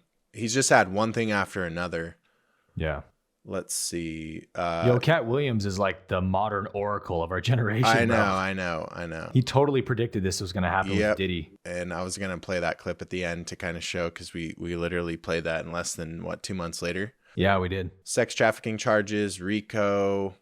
And then his son is heavily implicated in this stuff, which is really like sad and kind of creepy. But apparently his son is like really the one doing a lot of this stuff, meaning like arranging it. Earlier today. Yeah. So that's about it for that. And then this was another Twitter post I found where they're like literally tracking his flight logs and seeing like the islands that he's heading to. Appears to be headed towards Cape Verde, and it has a non-extradition treaty with the US. So that will be interesting. Then we have Candace Owens talking about, like, of course they're searching and he's nowhere to be found. And there's definitely some strong theories as to, which I'll explain in a second with some of the other stuff that's happening. But it seems to be quite likely that he's being set up as kind of the fall guy right now. Because you have to ask the question, like, why now? Why all of a sudden are they actually letting this happen? And every media outlet is reporting it and everything, right? Like, when that happens and they don't try to cover it up, you have to wonder. It seems he's being set up as the fall guy. And if that is the case, you could definitely see how they're potentially raiding his home right now to destroy evidence and anything that will implicate because it's a whole web, right? Like, technically, if Diddy goes down, you got all of Hollywood right now linked. Mm-hmm. I mean, Jay-Z. You had a bunch of rappers, you had high ups. I believe his name is Brad Cohen. Some of these more orthodox Jewish people that really run the world that you don't see, people that were Diddy's mentors that funded Bad Boy Records way back in the day. This web goes deep. And so when you start pulling on the thread, you start implicating 3-letter agencies. You start implicating some of the wealthiest families in the world. You start implicating most of Hollywood. You start seeing, so it's not too much of a stretch to imagine they're likely trying to destroy some evidence, but we will see. And then you have, at the same time, his drug mule, a great mugshot, has apparently been arrested as well. So you're starting to see this unravel. It's not just Diddy. I don't know if you saw this, but Prince Harry was named in the lawsuit as well. So you have implications to the royal family. Just like with the Epstein list. Yep. And okay, this is really where it starts to get interesting. So I don't know if you're familiar about Diddy as a businessman, Aaron, but he started Ciroc, the vodka. He started De Leon tequila. He started a number of other, obviously his record label, Bad Boy. He's had quite the business career. What's interesting when I started to look into it is that he also started Revolt TV. So I don't know if you've ever heard of the show like Drink Champs, but Revolt TV has gotten pretty damn big, especially in the culture, rap, hip hop industry, everything like that. Literally, 2 days ago, he sold off all of his shares to Revolt TV. So he has no association to that company. He no longer has association to Ciroc. He no longer has association to De Leon. And you have to understand, like, when you build these big companies, like, it's in your best interest to not sell all your shares. You don't want to be the CEO running it anymore, but you definitely want to be a majority stakeholder. Like, that's generational wealth. You can borrow against it. there's a lot going on there. So it begs the question, like, he has exited essentially every company that he started in the last few years recently. And then the Revolt one was right when his charges happened. he exited all of those too. So once again, it's like, to me, this is looking like a lot of people are implicated. And if he doesn't exit these things, they're going to get brought into the investigation. Does that make sense? Yeah. Board of directors, co-conspirators, how much did they know? Things will start to get looked into. So that's very interesting there. Last, I just want to revisit just the first minute or so of this clip of Cat the Oracle, like you said. And let's hear literally what he said. And this was 2 months ago, guys. All of these big dick deviants is all catching hell in 2024. It's up for all of them. It don't matter if you Diddy or whoever you is. TG Jakes, any of them. All lies will be exposed. That's all. And anyone who takes that the wrong way, know why they take it the wrong way. The truth is the light. And they have no one of these. Amen. How crazy is that? Like, you watch it now and it's like, that, we got to give it a like. Oh, yeah. That aged so well. I mean, in just 2 months. It's not just that he pointed out Diddy. It's like, okay, it's one thing. It's like, a lot of us are like, yeah, we know that. But he specifically said 2024 is the year for the revealing of all this. All y'all are going to catch hell. 2 months later, it's almost like he had inside information as to the agencies, but that's not true. Mm-hmm. But that is just insane. Okay. Now, we're ready to go real deep. Let's go deeper, bro. All right. So this is full disclaimer. I have not researched every aspect of this. I wanted to bring it to you guys the same way I would bring this to Aaron and be like, bro, check this out. Like, let's dive into this. So you guys are in real time diving into this with us. All right. You can research it if you want. I'm not making any claims about this. Just pretend it's all imaginary. So the post says, got put down an interesting Diddy rabbit hole by a friend who worked for Warner Music once upon a time. Apparently, Diddy's dad worked for Frank Lucas. If you've seen American Gangster, sick movie. That is Frank Lucas, played by Denzel. He was the cocaine mob boss that was working with the government and everything like that, if you watched the movie with the blue magic. That's Frank Lucas right there, all right? Then it goes on to say, interestingly enough, Diddy was awfully close to the Bronfmans. Hopefully I'm saying that right. The wealthy family that owns Seagram's, which is, in that same alcohol spirits industry, and got its start bootlegging from Canada during the Prohibition. Back then, Edgar Bronfman Sr. was the CEO. So you click on some of these things. You see P-Diddy Combs and Bad Boy Entertainment formed joint venture with Warner. So this is establishing a connection between Diddy and Warner. Bronfman Jr., CEO of Warner Group, said Sean and Bad Boy are an exciting new addition to Warner Music Group and its renowned roster. Okay, so you're seeing more connection there between potentially Bronfman.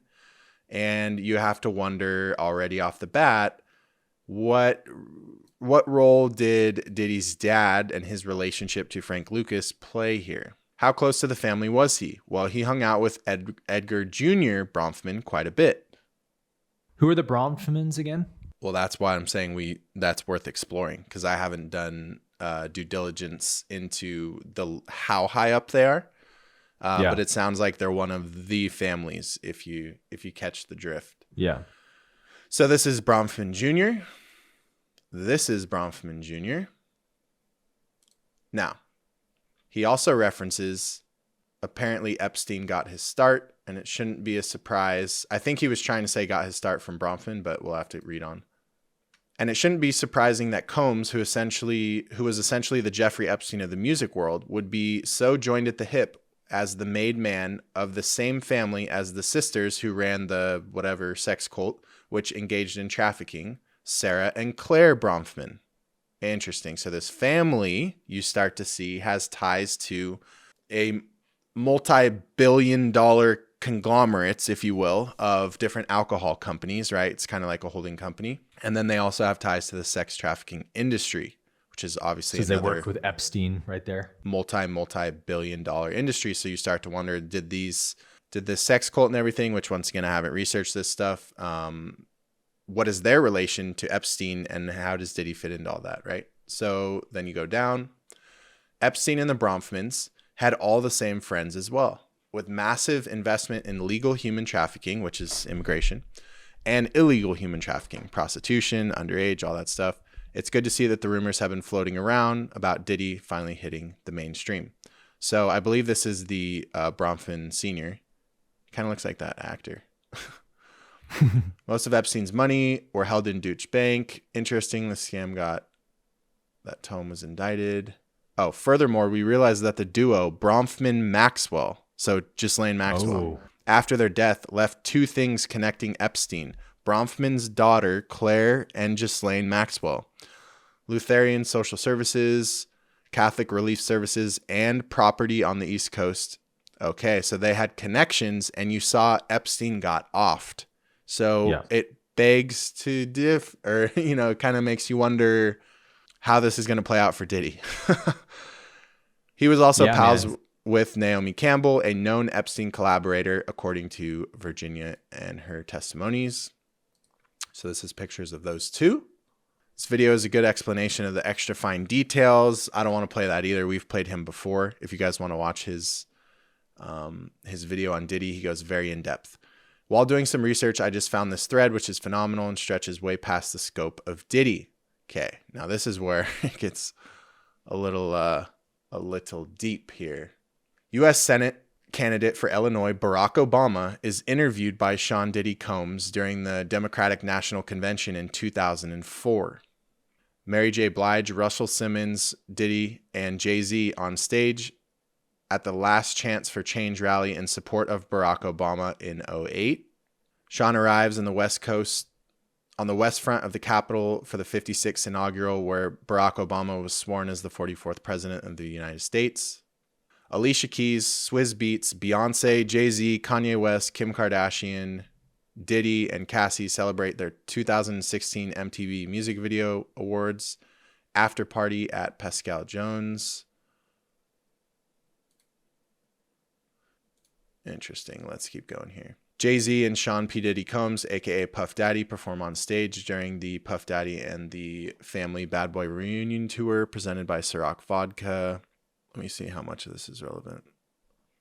NXIVM, Trafficking Cult. Yeah, I haven't checked that one out. Edward Bronfman, Universal Music Group. Edward Bronfman and Sean Combs attend Unforgivable Lunch Party. Denise Rich and John Dempsey. It's just like the amount of people that are going to be implicated if this unravels. Yeah. Idris Elba, okay. Oh, God. Then it gets, I'm sure you've seen her. Yes? Yeah, I know who that is. Yeah, that's where it starts to get crazy. Marina. Yeah. All right. So Naomi Campbell and Diddy, we already saw that. Sean Combs, Naomi Campbell, and then Dr. Naomi and Marina. So you see, oh my God, you see a lot of ties. You can see the darkness oozing out. Dude, the dark energies. It's insane. It's page, like Voldemort in female form. Oh, it's so accurate, bro. Yeah. Naomi Campbell, connections. So this is just threading all these people who are connected to it, it looks like. Yeah. I didn't end up going through the full thing. Okay, this guy. That's where it's starting to connect some of these Orthodox Jews. Have you seen this guy? No, I haven't. Yeah, so that's Hugh Hefner. So essentially what this thread is doing is like, it is implicating almost all the top dogs in a variety of different industries. And depending how in-depth the investigations go, you're going to be seeing, you're going to be seeing government, royalty, you're going to be seeing media, you're going to be seeing entertainment industry, you're going to be seeing business moguls. Okay, yeah, that was a lot. So let's go back to the post. I just wanted to finish it. There's nothing particularly organic about Sean Combs' position. His dad was part of a highly organized crime syndicate with adjacent links to the CIA via the French connection to the heroin trade. Remember the Frank Lucas thing? He was born into this profession and uplifted further by wealthy crime families. Sean P. Diddy Combs has a sugar daddy. Signed a deal with billionaire Ron Burkle, managing partner of UKIPA, whatever, a private equity firm. Industry sources say Burkle invested $100 million in the $325 million at retail Sean John brand. Also, when he went to start Bad Boy, he had this older, I believe, Orthodox Jew as well. I want to say his name was David Cohen, something Cohen. Once again, known pedophile, known weirdo, and you have to wonder, what did Diddy do to receive that funding to start Bad Boy? Mm-hmm. Then you see this, what did he do to receive that funding, right? So from the get-go, kind of is giving plant vibes. Burkle has personally contributed millions of dollars to the Democratic Party, so this is where you start to see ties to Bill and Hillary Clinton, John Kerry, Cory Booker. During Bill's presidency, Burkle was a key fundraiser. So you start to go to, okay, how are the Clintons connected to? All of that stuff, right? Who was on the flight logs of Epstein and all of that stuff. And so you're starting to see this massive web of connectivity. And in the unraveling of the current state of the world in my research, it feels like everything keeps coming back to two families. So if you guys wanted to research them, the two families would be the Pritzkers, who created Obama. I don't know if you've dove into that, Aaron, but we were told so many lies about Obama, his race, his citizenship, and everything like that. None of that was true, just so you guys understand. He was a plant. From cradle to grave, and the Bronfmans, two Chicago mob families of massive influence. So we're seeing the highest tiers of the black market power in bed with the highest tiers of government. Makes you wonder here, right? How many times were they on private jets together, at private islands together? And in turn, Obama studied underground founder Bill Ayers, who introduced him to Penny Pritzker at a house party. Penny would go on to become his commerce secretary. Currently, she rules Harvard and is one of the main proponents of DEI. I don't know if you understand that, but that's a lot of the woke agenda, Aaron, being pushed. DEI means didn't earn it, right? Something like that. Gus Russo was financed by Chicago mob money. The origins of the Pritzker family fortune was her grandfather's mob connections when he was a tax attorney for a lot of the people in the Chicago mob. So you're seeing the connections between that. Why is the Chicago mob family closely connected to Obama and Diddy? It's business partners. The threads just go so deep. That's why I'm like, I know it's taking a bit of time, but there's a lot here where people could potentially, there's certain threads you could go off on. This is excellent research. Like I said, I haven't done all of this research. This is just an aggregation. His business partners also included Al Capone, Arnold Rothstein, who bought huge batches from Bronfman and illegally distributed the liquor. So let's play this out. So the Chicago mob in the 80s and all that, right? And we know that the three-letter agencies had connections in bringing a shitload of drugs into the country, right? That created the crack epidemic, heroin epidemic. Why'd they do that? Right. That's a whole conversation elsewhere. We had the mob distributing it, right? The gangs distributed it. And you had the three-letter agencies in agreement with them doing a lot of dirty stuff. That created the rise of the Bronfman family, if you will, right? That's how they built their money. Now you have the Bronfman family closely connected to Diddy, closely tied to Obama. You start to unravel this string, and it just keeps going deeper and deeper. 1928, Bronfman bought a small distillery, so that's Seagram's, like Seagram's vodka, dealt with prohibition. And then once again, this is closely tied to a lot of Orthodox Jewish families. So when you have Kanye getting absolutely massacred for his delivery and way that he talks about Jewish people, it's nothing about the religion or people who believe in Judaism or anything like that. It's more about like the facts of like the families that tend to run shit happen to be typically Orthodox Jewish. The Pritzkers are a real rogue gallery of assholes, but that's probably a story for another thread, particularly the only trans billionaire, Jennifer Pritzker. Oh, wow. A friend once told me that every taboo being normalized starts as a billionaire's fetish and or blackmail. Wow. So this was what he looked like before. After. Wow. 10 out of 10 transformation. Put a wig on. Hyatt chairman Thomas Pritzker accused in Epstein documents. So you see insane connections here. It's all always connected to Epstein, dude. So that's my second share. Well, I'm gonna share my screen actually, because this was a huge story to me as well. My good friend Jason Shurka has been talking about the underground tunnel system for years now. Okay. Yeah, and he gets a lot of flack for that from people who don't have the gall to believe that something that corrupt could exist. But there's been many people, including Tim Ballard, from the Sound of Freedom movie, who talks about having been in the tunnels and seen the tunnels. There's a number of people who've come out and said that they've rescued children in different operations from tunnel systems. And of course, they find an underwater tunnel connected to Diddy's home.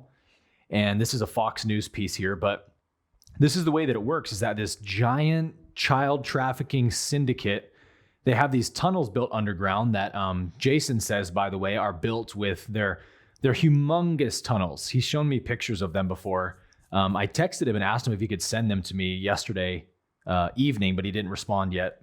But they're these huge tunnels that, like, I don't even know how to describe how big they are, like maybe 100 feet high. Oh, wow. By 50 to 75 feet wide. And they're built with these directed energy weapons that just kind of like blast through the dirt underground, a few miles underground. And then they just build these railway systems that are, I think they say they're built with magnetic railway systems that are super advanced technology. So they can go from, San Francisco to New York in like 20 minutes. And so there's these main tunnel systems where they traffic children by the millions and millions. And so people who are very wealthy and involved with this system it's purported, and now we have evidence, that they will build tunnels under their house to connect with the main tunnel systems so that they have an outlet, right, to connect with the huge child trafficking operation going on beneath our feet, essentially. And this is going to be a huge revelation, bro, when this breaks through. Oh my God. Whenever it does, when we get like real footage of these tunnel systems, when people can go in there and start exposing it, it's going to rock the consciousness of humanity like nothing else ever has. Oh, yeah. And I'm going to give you, I'm going to drop something on this show that I haven't ever spoken of before to give you more context to just how real this is, because I've experienced this firsthand myself. In 2021, I went with Jason Shurka to a private Joe Dispenza event in Tepoztlán, Mexico. And we flew on a private jet of Layla. Her name is Layla Sentner's, amazing woman who runs a Sentner Academy in Florida.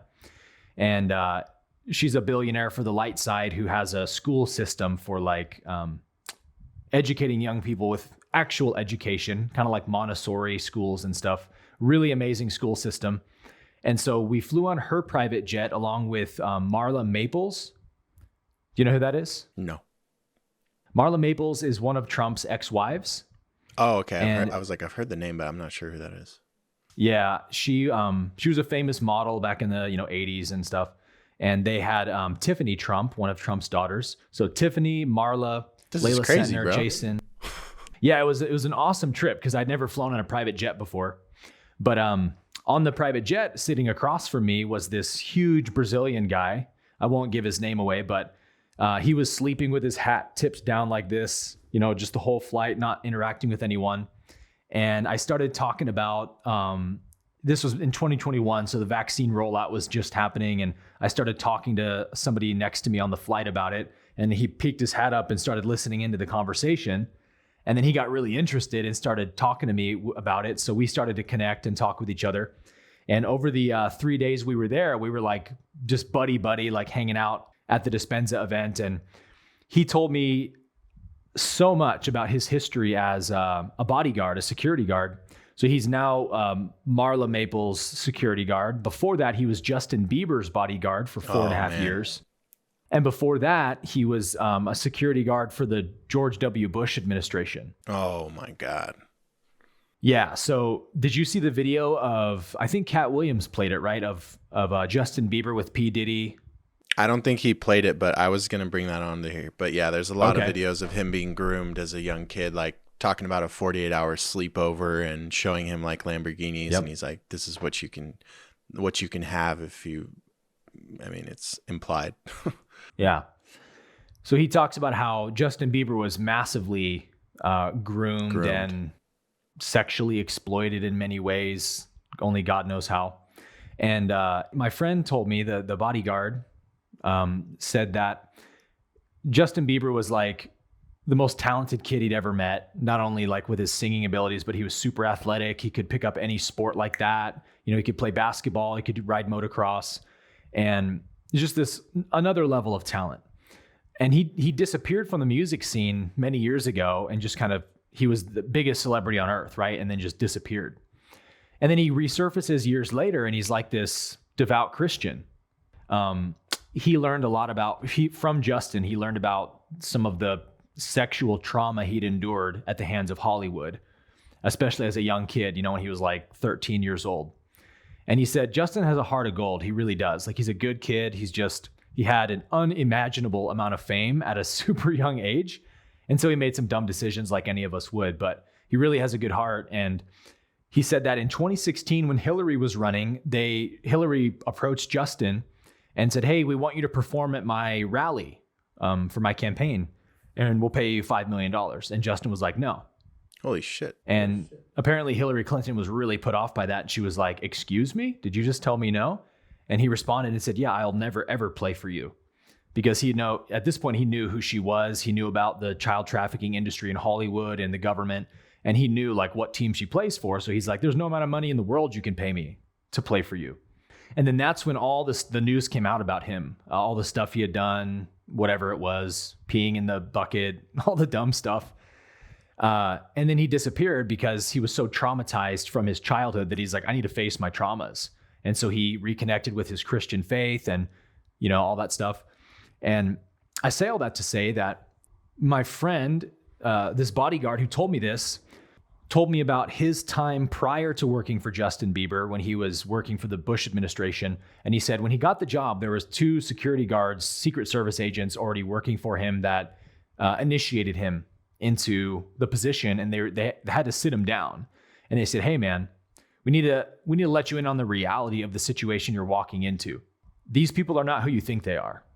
The people you see on the camera, the George W. Bush that's on camera, is not the one you're going to interact with. He's a totally different person off camera. He's playing a character. So are all these people. They're actors. And they practice and rehearse acting like for a living. Yep. So they're very good at playing these characters, but that's not who they are. They said these people are child traffickers. You will interact with children in the White House on a regular basis.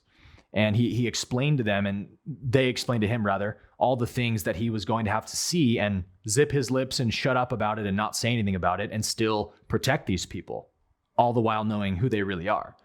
And he said to me, he was like, when they told me about the stuff that they had seen and that goes on in these political circles, even in the White House itself, he goes, I'll never forget it. He looked at me with these big eyes and he goes, I couldn't sleep for weeks, bro. I couldn't sleep for weeks. I was like, man, that sounds really heavy. So this was a guy who firsthand saw, he said, I saw children in the White House at 3 a.m. all the time, being escorted by an adult by the hand. Like, this is how deep it goes, you guys. It's unfortunate. Nobody wants this to be true. Yeah. Nobody in their right mind would make this up if it wasn't true. Why would anybody want this to be true? We're not talking about it for any other reason than it's an unfortunate reality of our planet. And if we care about children, if we care about our planet, if we want to be of service to others, this whole train we're talking about, the P-Diddy, Epstein, child trafficking ring in Hollywood, in the government, this is the single darkest reality on our planet we have to grapple with and bring this shadow to light. And the way we do it is first by talking about it, normalizing it, so that most people begin to understand this is the fact of the matter, and we need to start doing something about it. Otherwise, it's going to continue to fester. And if you've watched The Sound of Freedom, then you know that something like 80 million children a year, I think it is, are trafficked by these people. And it's because they have these extremely advanced underground tunnel systems. They own the media, they own the government, they own the Hollywood entertainment industry. They own everything. And as Cat Williams said, 2024 is the year of revelation. Yeah, revelation. Awakening. It's the year of exposing. Yeah. It's the year of recompense. A reckoning is the word I was looking for. There's only so long that negative karma can fester against the will of the average person. The average person, of course, finds this to be the most detestable thing ever and would never consent to it. And so there's people secretly violating the free will of humanity, trafficking their children, lying about it, covering it up. And so that creates a karmic tension, if that makes sense, which means that it doesn't matter how powerful these people are. It is going to come to light at some point, and we're starting to see the little first pieces hitting the surface. Epstein offing himself, Epstein Island, the client list, now P-Diddy. We saw R. Kelly a few years ago, that whole thing. Yep. Many people are saying Jay-Z's next. Jay-Z and Beyonce next, yeah. He stood by and never said a word about R. Kelly for whatever 2 decades. Yeah, which tells a lot. Yep. Did you see what Ryan Garcia said? I mean, I've been following that, yeah, bro. But he's not going about it the right way. No, of course not. I wouldn't be surprised if, somehow he gets offed and he was mentally unstable. Like, he needs to go about it in a better way, or else it will be too easy to just off him. I'm very concerned for him for sure. Yeah. But he was saying the same thing, that Obama's implicated in this. That's going to come to light. Jay-Z's next. And here's what was interesting to me. You watch this home raid, and my first thought, bro, and you probably had the same thought, was, look, this is broad daylight. Yeah. When's the last time you saw the FBI raid someone's home in broad daylight? Yeah. And when you watch the news clip, the anchor person is saying, this began about 20 minutes ago, and we've been on the scene here watching this unfold. And you're like, how did you know the FBI was going to raid P. Diddy's house such that you were there within 20 minutes? And there's news helicopters right here filming it. They're putting on a show, right, to make the FBI look good. Oh, look, we're the FBI. We're the good guys. We go after the bad guys, which means we're not the bad guys. It's a play. It's theater to make you think that this thing isn't all connected with all the 3-letter agencies. For decades, they've been colluding together to pull these things off. And you know that that's what they're doing because they didn't raid Trump's house in the daylight. They raided it in the middle of the night. They didn't raid James O'Keefe's home in the daylight. They did it in the middle of the night.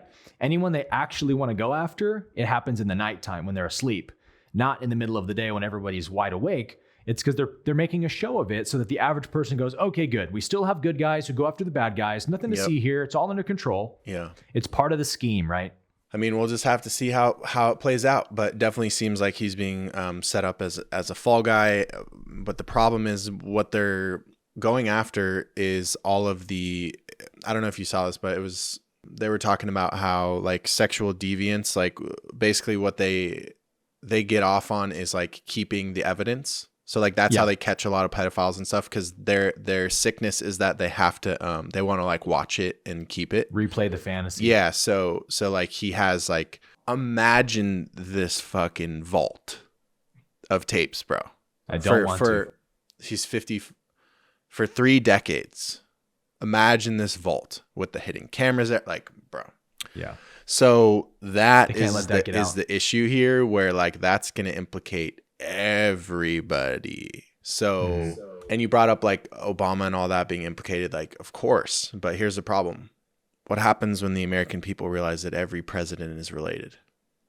What happens then? You can't implicate Obama without like they're all, then the illusion of left and right falls, the illusion of democracy falls, and you have pure chaos. So that's a fourth turning though, right? It is a fourth turning. That is one potential outcome: civil war and revolution.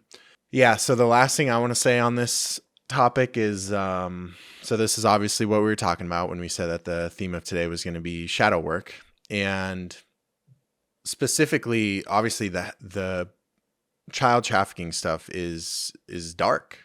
But one thing I want to kind of bring up is, I think it's easy to sit here and be like, that is just detestable, and drop into that duality, right? Good versus evil and all that.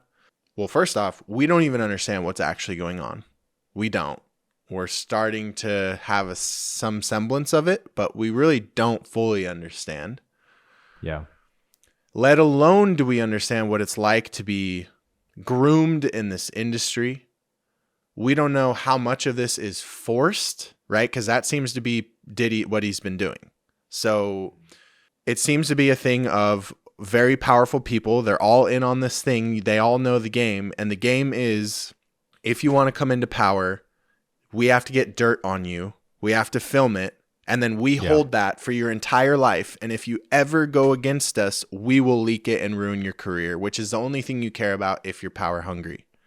That seems to be the Diddy model. He's been doing it for decades. So that's the problem with this. It's going to implicate everyone who's come to power. Yeah. So like, we don't understand, like, it's easy to sit here and be like, oh, these are horrible people, right? Like you brought up like Bieber or like any of these people, but we don't know like, who chose this path? Who was forced into this path?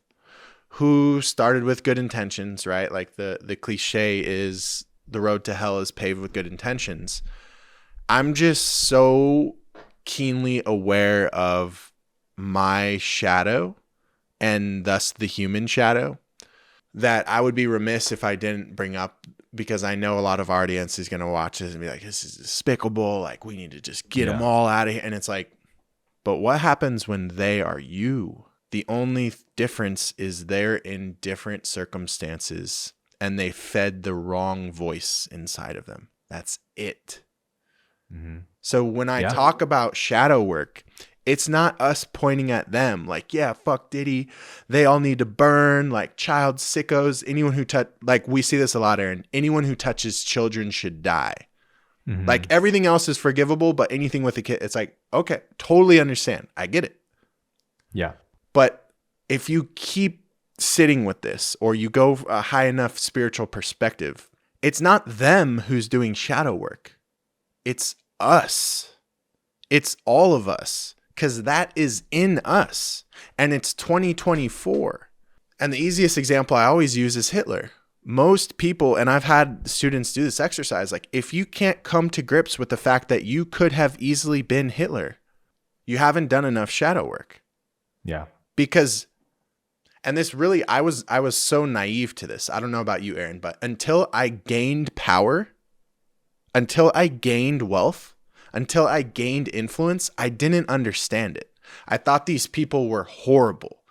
I thought I was so much better than them. But you know what it actually was? It was just that I hadn't been handed that many opportunities in my life. I wasn't in a position to even take advantage of other people. And now that I am in a position where I could easily take advantage of other people, and so could you, Aaron, that is where I've had to become keenly aware of this and do the real work. Because when you don't truly own your shadows, honor your shadows, and transmute them, that's the scariest shit. The scariest person is the person who's like, I could never be that. I could never do that. It's them. They need to repent. And it's like, no, this is the collective consciousness. Mm-hmm. This is an issue of the ego itself. And we have to burn away these old patterns. And for anyone who has not become a multi-millionaire, you don't understand. You just don't understand. Anyone who hasn't built a level of influence, let's remove money, a level of influence where thousands of people would follow you and jump off a bridge if you convince them to, and you could convince them to, that is a level of power most of you watching this don't understand. Think about these people and the position that they're in. They're drinking their own Kool-Aid for so long, they're actually in a psychosis. Mm-hmm. So I view this as like, once again, we need to create systems to guardrail ourselves from our own lower nature, from our own lower drives. Because I don't see this as a thing. Of course, mental illness is real. Of course, there's perversions and everything. But at the end of the day, it's all just like consciousness. And I don't see this as a thing of some people are monsters and others aren't. I think this is an aspect of we can't possibly understand what it's like to be in Hollywood, to have been groomed. A lot of these people were raped when they were a child, and that just fucks you. For the rest of your life, you'll be dealing with that. A lot of these people were manipulated and humiliated in ways that you can't fathom. And so for the rest of their life, they're operating in the lowest levels of consciousness, guilt and shame. You are so easily controllable. If you've, excuse my language, taken it up the ass as a man, do you know the shame you would carry? if that was forced on you as a child, you're easy to manipulate now. Huge shadow. And yet we probably look at these people and we just see how they're playing it out as an adult and we're like, they're monsters. And it's like, we don't know that. Right? And so to me, the work we can do is, of course, pray for them, but also understand that you are them. And the more you point the finger, the more you don't understand yourself. Read history. Humans can be dark. That doesn't make us dark. It's just that we are the full spectrum. So, I wanted to share that a little bit for the love and light crowd. Yeah, man, it really good rant on that topic. And, we talk about this all the time on this show. It's not even that, like, those people that we call evil, the P-Diddy's, the Epsteins, like, they are our shadows. You know what I mean? Yeah. They are what we are capable of becoming if we go down the wrong path, if we are traumatized enough, if we are around bad influences enough. We all can be Epstein. We all can be Hitler, P-Diddy, whoever. And it's like, do you think Epstein spent any time looking at his shadows? He spent time feeding them. Right. Like, how many hours a day or a week does Bill Gates spend looking introspectively to look at his shadows? Negative 30 minutes? Negative. Like, obviously these people aren't doing that kind of work, which is why they go down these paths. So what does that say about you if you don't do that work? If you don't stop pointing the finger out there and just look in here and say, look, it doesn't matter what other people are doing. I don't know their life. I don't know what caused them to be where they are, like you said. I can only know what's caused me to be where I am, and I can heal that and forgive that and transmute that. And if we don't each individually do that, the collective shadows can't be transmuted into light, because we'll keep carrying those energies forward into the next generation. Yep. We can't blot out sin and evil on this planet by killing people who are pedophiles, because killing is also a negative act, and you can't erase a negative with a negative. We can only raise the consciousness of humanity through love and forgiveness, which doesn't mean we allow these things to keep happening. To all of you who think it does. Right. Forgiveness doesn't mean we say, keep on trafficking children. Yes. Yep. We forgive you. No, it means we don't put you out of our heart, and we will stop you from trafficking children. Right. We will not make you an enemy. We will not put you outside of the divine. We will say you are also our brothers and sisters who've wandered far, far away from the truth of self. And so we alone can remind you who you are by holding you accountable, showing you the light, and demonstrating the light. And so we still strive to end injustice and trafficking and all these things while not hating the people that perpetuate them, because hating is negative. And so we keep negative energy vibrating through the consciousness of humanity, which perpetuates more greed, more shame, and more guilt, more trauma, which creates more child traffickers, and on the cycle goes. So we have to raise the frequency of the planet to a place where those kinds of things are no longer possible. We can't murder it off the planet. We can't kill it off the planet. No more than you can cut your arm off to get rid of a wound, right? You only make the wound worse.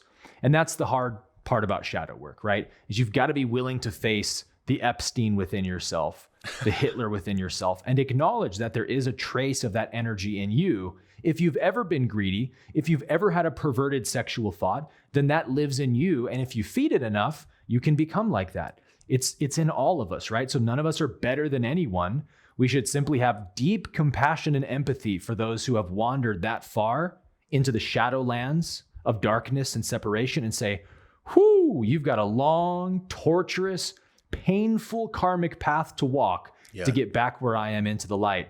I'm so sorry, my brother. I wish you all the best on your journey, and I forgive you. Yeah. That's what we should do to raise the frequency of the planet. I know it's not easy, but guess what? It becomes easier the more you connect with the truth of what we're saying, that truly no one is the doer of their actions. Everyone has been traumatized by their life. They were raped, abused, abandoned at that age, which created a trauma that caused them to seek for approval from others. These things just keep going on.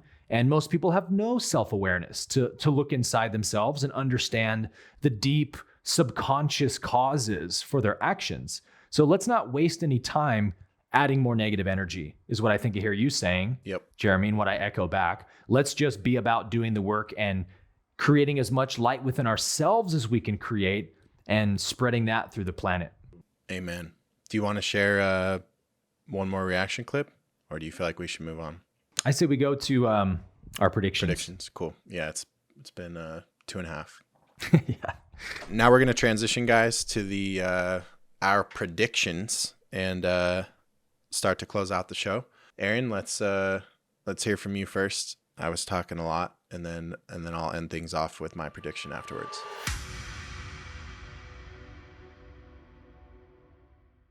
Well, mine is pretty short and quick today. Cool. A big part of my prediction is I have no freaking clue what's going to happen.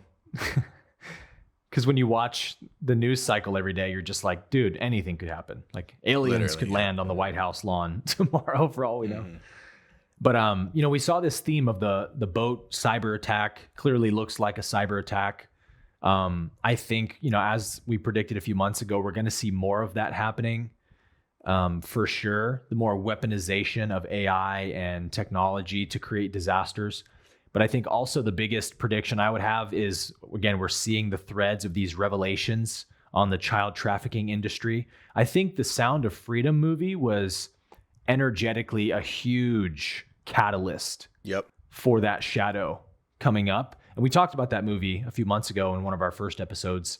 But, like we said, Jay-Z, the Epstein list, there was that weird cryptic video from Megyn Kelly who said, you're going to be hearing more from Epstein later this year, from Epstein himself, in fact, which to me says probably it's some kind of recorded video that Epstein left that's going to be released. I don't know how she knows that, but I think we're just seeing the beginning of this thing, as sad as that is to say. But it's also good because, again, we want to get this shadow off of our planet. We want to heal it. And we don't want this travesty to go on any longer than it has to. So I'm here for it. I'm ready to look into this darkness. I hope you all are ready to look at it with me and forgive it with love and compassion and to bring light to it, because I think it's just now beginning to unravel. You just reminded me of something I want to share before we move on from the Diddy thing real quick. So I don't know if you saw this, but there's going to be a Netflix documentary dropping. Whoa, what? And it's called Diddy Do It. And that's a trending hashtag on Twitter, Diddy Do It. Wow. And it's like, so 50 Cent is funding this and announced it in like December or November. So this isn't something like where it's like almost like the vaccine where, COVID was announced and then all of a sudden they're like, oh, we already have a vaccine. It's like, how does that work? This was already being like worked on. I don't know if you've ever seen 50 Cent does not like Diddy. And Diddy tried to kind of solicit him many, many years ago, like talking about, I'll take you shopping, I'll buy you clothes, like tried to like feminize him. And he was like, I almost fought him at this wedding. So anyway, they don't like each other. We talk a lot about Aaron, like there's a lot of theys and they actually like battle, right? So this is going to be crazy. Like, once again, you do not see this if you're not in a fourth turning on Netflix. Yeah. Anyway. The Fall Guy theory is looking more and more valid at this point. Right. Exactly. Yeah. But regardless, like, should be a net positive. So, okay. My prediction, this might be a little lengthy. The last time we talked about, the episode we talked about Bitcoin, cryptocurrency, everything like that, I got a ton of feedback about people really appreciated that. A lot of people were like, I'm not even educated at all on this stuff. So they really liked that. So my prediction isn't going to at all be about Diddy or child trafficking or anything today. I figured that you would probably be touching on that. So what I want to talk about is like zoom out as far out as you can. So the fourth turning is accelerating at an exponential pace, and things are obviously really coming to light lately. We're in March and it's just been crazy, right?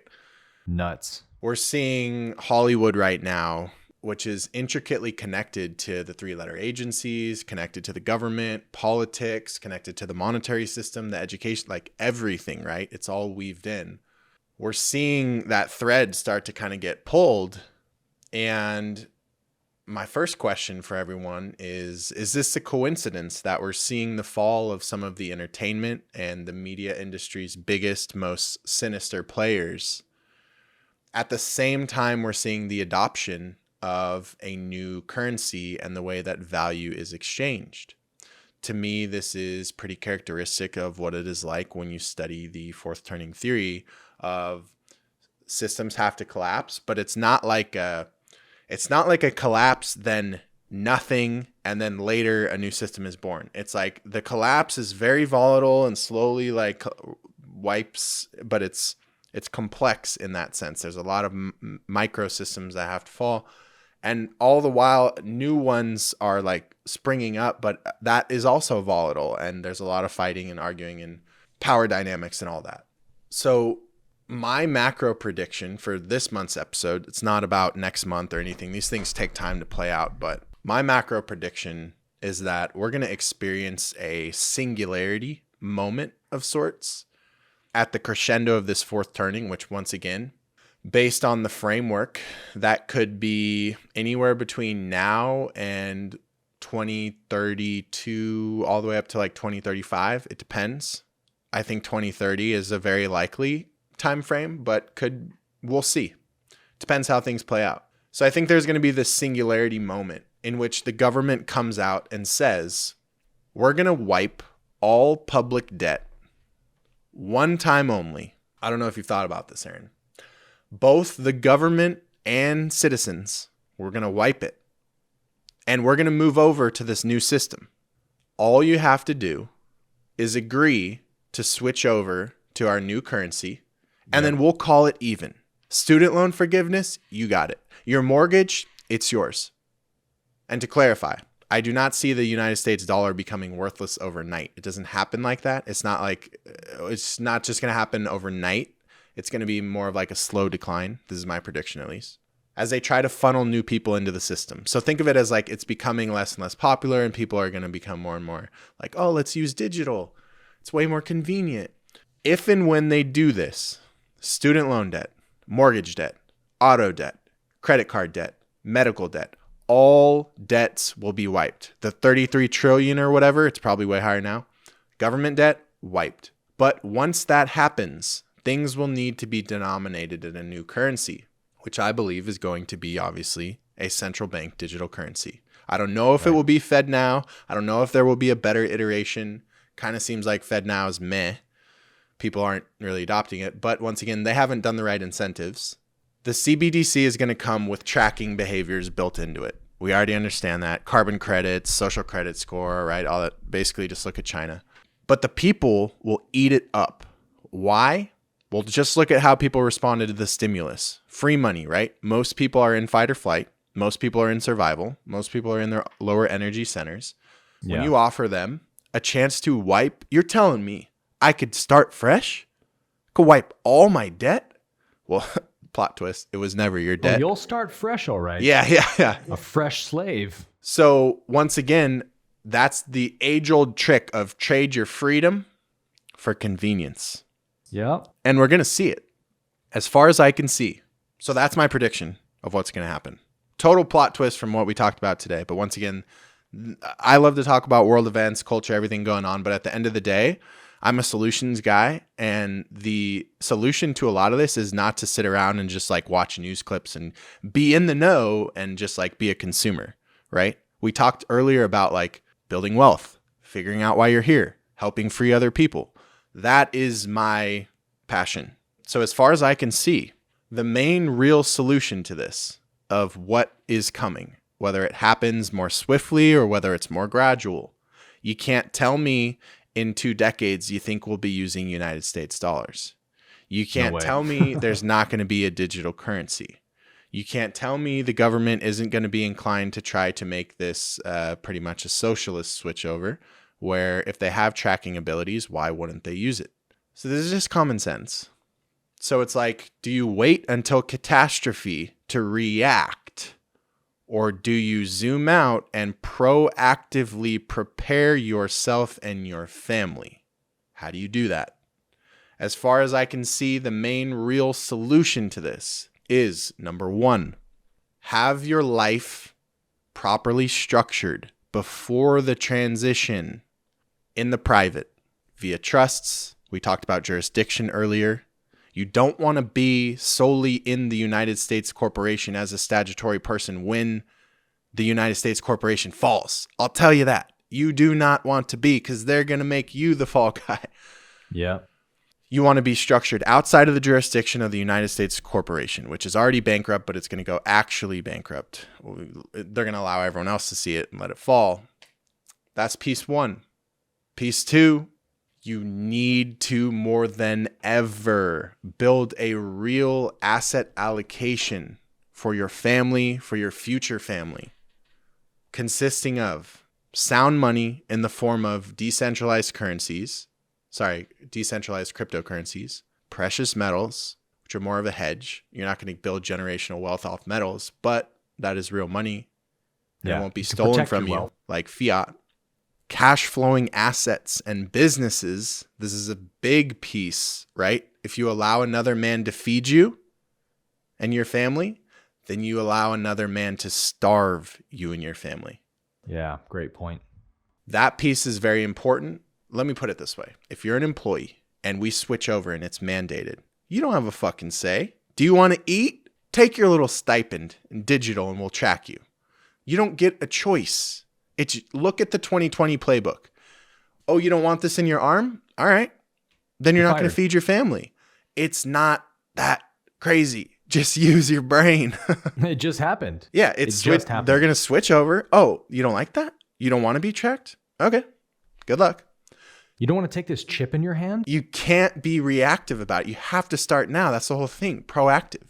So if you build businesses, guess what? As the world transitions, you get to choose what currency or form of barter or value exchange you want to use. So guess what? Me and Aaron, when things switch over, or even before then, we don't ever need to even entertain using that because I can accept Bitcoin. You want to join the LUC? Sure, you can pay in Bitcoin. Sure, you want to pay me in a privacy coin like Darrow? Sure, you can pay me in a privacy coin, right? So these aspects, oh, you want to literally send me fiat, silver, whatever? Technically, I could do that. You have options, but you're not going to have options if you work a job. I'm just letting you know. I didn't make the rules, but this is what happens. And this is what it means when we talk about wealth transfers. Power transfers is what we should actually call them. Yeah. Because wealth is preceded by metaphysical understanding and knowledge. And so when the system switches, there's going to be haves and there's going to be have-nots. So it's going to look like everything got wiped and evenly distributed. Because in a sense, it kind of was. Right? Everyone's going to get the same little stipend, the same incentive dangled. But in reality, no. There's going to be, let's say, a 95% that are going to use the thing. And then there's going to be a 5% that exist outside of the thing. Hopefully less than that. And here's what it depends how soon it happens and how much awakening occurs before the event. But if history's any indicator, Aaron, unfortunately, and I wish it weren't the case, this is why we educate, this is why we do what we do, we're screaming from the rooftops, but if history is any indicator, unfortunately, most people, because they're in their lower centers, it takes the crisis and then they react. So then they'll be open to it once the crisis happens. Aaron, Jeremy, what do we do? What did you say we should do? You can try, but I mean, how'd that work out during COVID, right? Like if 2020 was your awakening, it was probably a lot harder to completely restructure your life, figure out another way to earn income, navigate not getting it in your arm, navigate your kids not getting it in theirs, yet still getting them an education. I mean, that's a lot to handle when a crisis has already happened. Versus if you were aware of that in 2017 and you took steps over 2-3 years to set that up, when 2020 happens, you're sitting back like cool as a cucumber, like, yo, we knew this was going to happen. Like, we're good. We got passive income. We set everything up. Yep. Our kids are good. Homeschool, private school, whatever. Like, so it's going to be the same thing, guys. Learn from your life experiences. Learn. Do something different, please. Like, I'm good. Aaron's good. Like, we're going to be good. Like, are you good? Yeah. Please. You got to want it, though. I can't want it more than you. Yeah, so that's piece 2. True. Set up in private trust, jurisdiction. You need help with that. Could potentially reach out to someone that, someone like me and Aaron. Well, I almost pulled this up as a piece to touch on there's this Edward Snowden tweet where he predicts, he says a national government. Yep. You saw this? Yep. That's Will be 100% revealed- fact. 100%. Do you know which government? No, but I would imagine he's referencing the U.S. Oh, you think the U.S.? Yeah, because that's not surprising of a third world nation, because we've already seen multiple of them already adopt it as their legal tender. Yeah. Like, it would only be surprising if it were China, Russia, or us. But we already know that BRICS is doing that. Saudi Arabia, Russia, all them. So to me, he's talking about the U.S. Could be. Definitely could be. I mean, isn't BlackRock about to own like 20% of all Bitcoin? Oh yeah, bro. It's been the most, I didn't want to make this another whole Bitcoin episode, but it's been the most successful. I sent you that stat, right? It's been the most successful Bitcoin or ETF launch in history by like tenfold. It took, that's crazy, what the gold ETF took to get to in market cap and liquidity size in 10 years. The Bitcoin ETF has done, don't quote me exactly on this, but something like 60% of it in like its first month. It's nuts. It's hard to fathom, but that's the exponential nature of technology. Yeah. And so like, moral of the story is, if these major governments are adopting Bitcoin, buying Bitcoin secretly, you should probably do the same thing, right? Yeah. Of course, not financial advice. Are we recommending you buy the top? You do what you want to do, but it's more at a principles level. If your only plan is work for daddy, get your paycheck, feed your family, barely have money, do it again, rinse, repeat, you're gonna get screwed. And you have opportunity. If you've come across our channel alone, once again, you're sitting on a wealth of knowledge. So please do something with that knowledge. Yeah. I mean, that's just indentured servitude right there.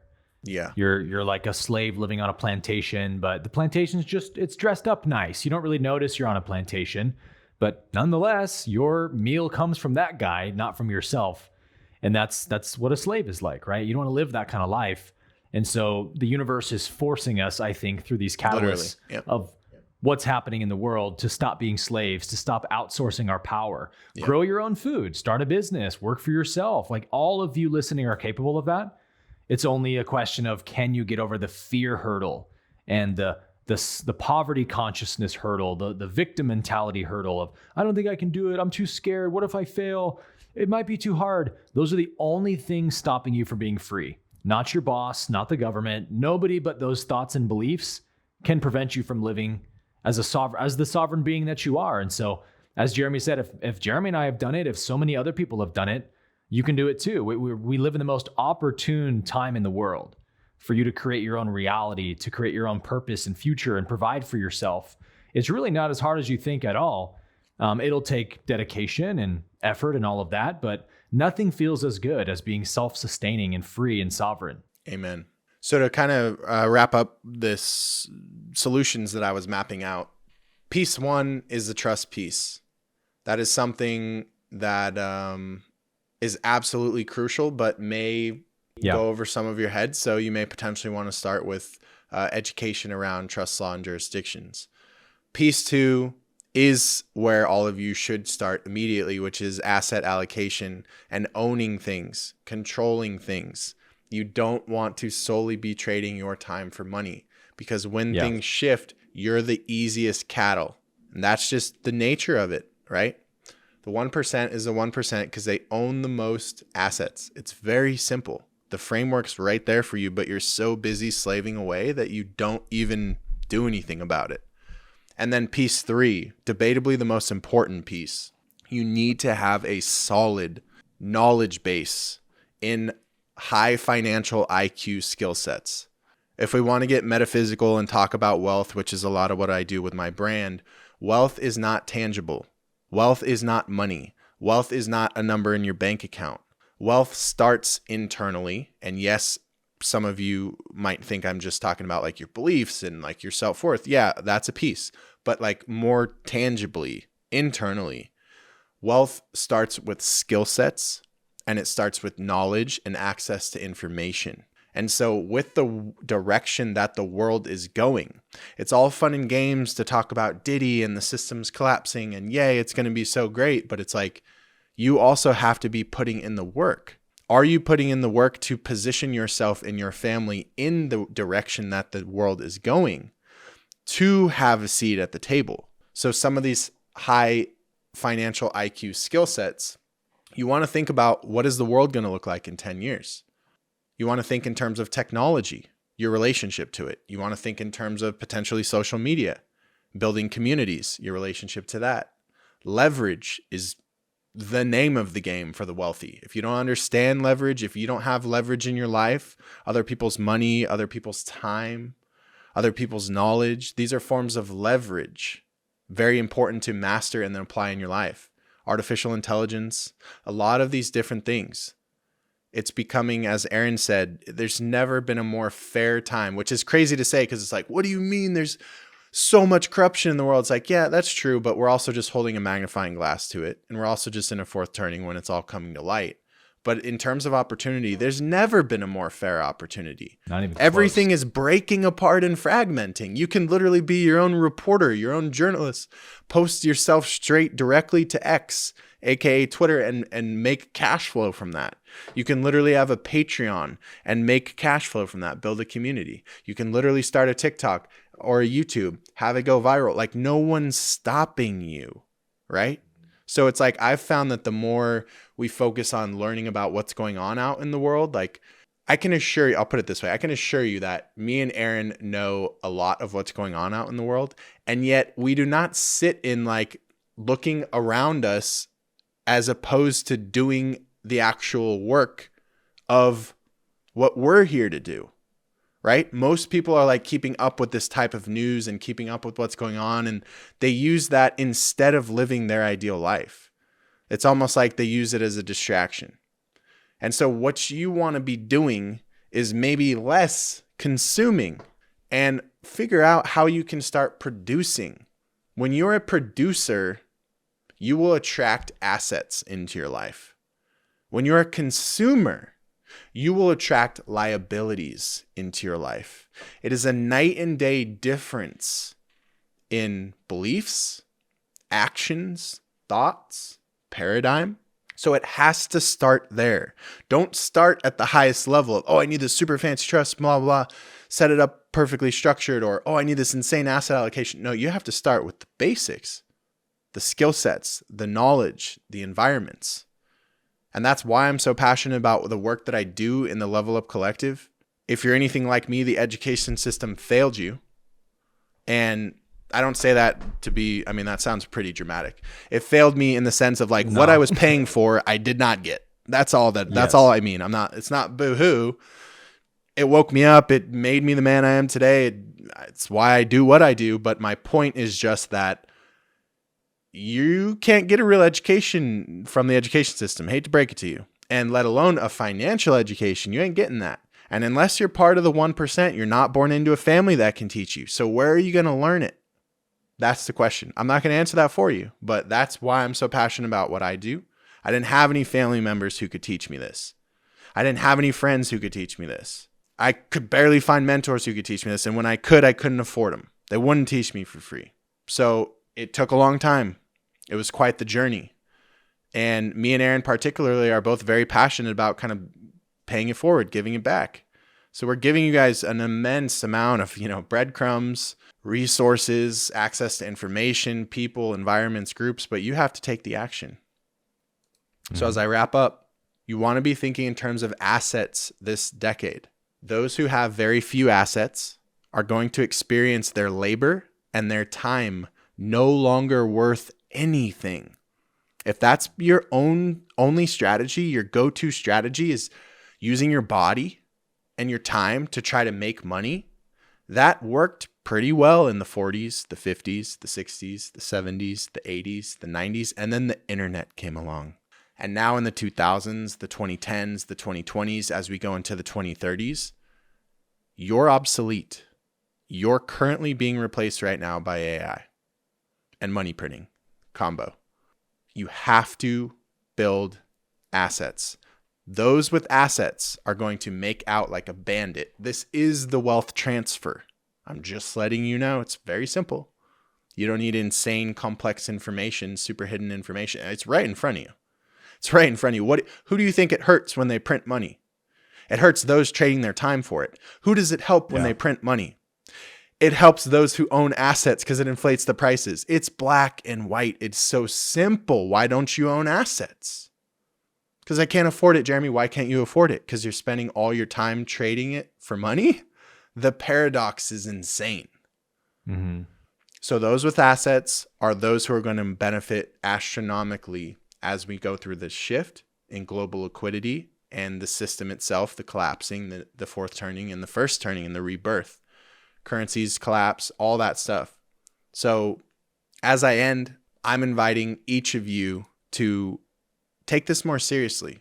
Right now, it's easy to watch this show from a level of like, oh, I feel good. I feel like I'm in the know. And I take it a step further. What is your plan? What is your family's plan? How are you going to shift the trajectory of what your parents handed off to you, which if you're anything like me, wasn't much? And I don't mean that in a literal sense of like an inheritance or anything. I mean that in a sense of knowledge, beliefs, skill sets, ways of thinking, ways of being. You have an opportunity to shift that for your family and for your lineage, but it's not going to happen on its own. You have to want it. You have to do something different. You have to go outside of your comfort zone. You have to get yourself in environments where it's considered normal to have millions of dollars in assets, to make 5 figures, 6 figures, 7 figures a month. If you currently think that that's a pipe dream, start there. That's a problem. It's not a pipe dream. It's easy. It's so easy. Lots of people are doing it. Oh, it's never been easier. I would argue it's harder to trade your time for money than to use your brain and figure out how to print money. I'll stop there. Any final thoughts, Aaron? No, just a great transmission, man. Appreciate that. And I'm sure our audience does as well. Some practical solutions there, some practical advice for heading into this tumultuous 2024 fourth turning we're experiencing. It's just some basic stuff of have your knowledge at the ready for when these big disasters strike. If you've gained the knowledge of how to preempt that, then you'll have your trust set up, your assets set up, your wealth protected. These are things you can do now and not have to live in fear and lose sleep at night anymore. And, you know, a lot of you guys are doing this. That's the great thing about this show is we see in the comment section that so many of you are saying like, hey, I'm taking these steps you guys are advocating for, and I'm already seeing the benefits. And that could be as easy as starting an Etsy shop or an Amazon marketplace or just something to get you started, to get some passive income. So that, like Jeremy is saying, when you're like, well, but I can't afford assets. Well, then find a way to create some value in the world to get a passive income stream going while you're working your slave matrix job that you have to work. You can set up other avenues for passive income. Again, lots of people are doing it. There's no shortage of options available. And then you can use that money to start accruing assets. And then you can start thinking about what kind of business you may want to start or what kind of service you want to provide to the world. I promise you guys, if you get really interested in your service, how can I benefit this planet? What kind of value can I bring to the world, to the marketplace? The universe will always roll out the red carpet for you to give that value. It's just a question of, you have not because you ask not, right? So with all that being said, we'll wrap it up there. Thank you guys for tuning in to this month's episode of the Great Awakening Show. Jeremy, thank you as always for your knowledge bombs and your wisdom on this episode. I know that I benefit from it just as much as our viewers do. And we'll see you guys next month on the Great Awakening Show for episode number 5. Peace and love, love, y'all. We appreciate you guys.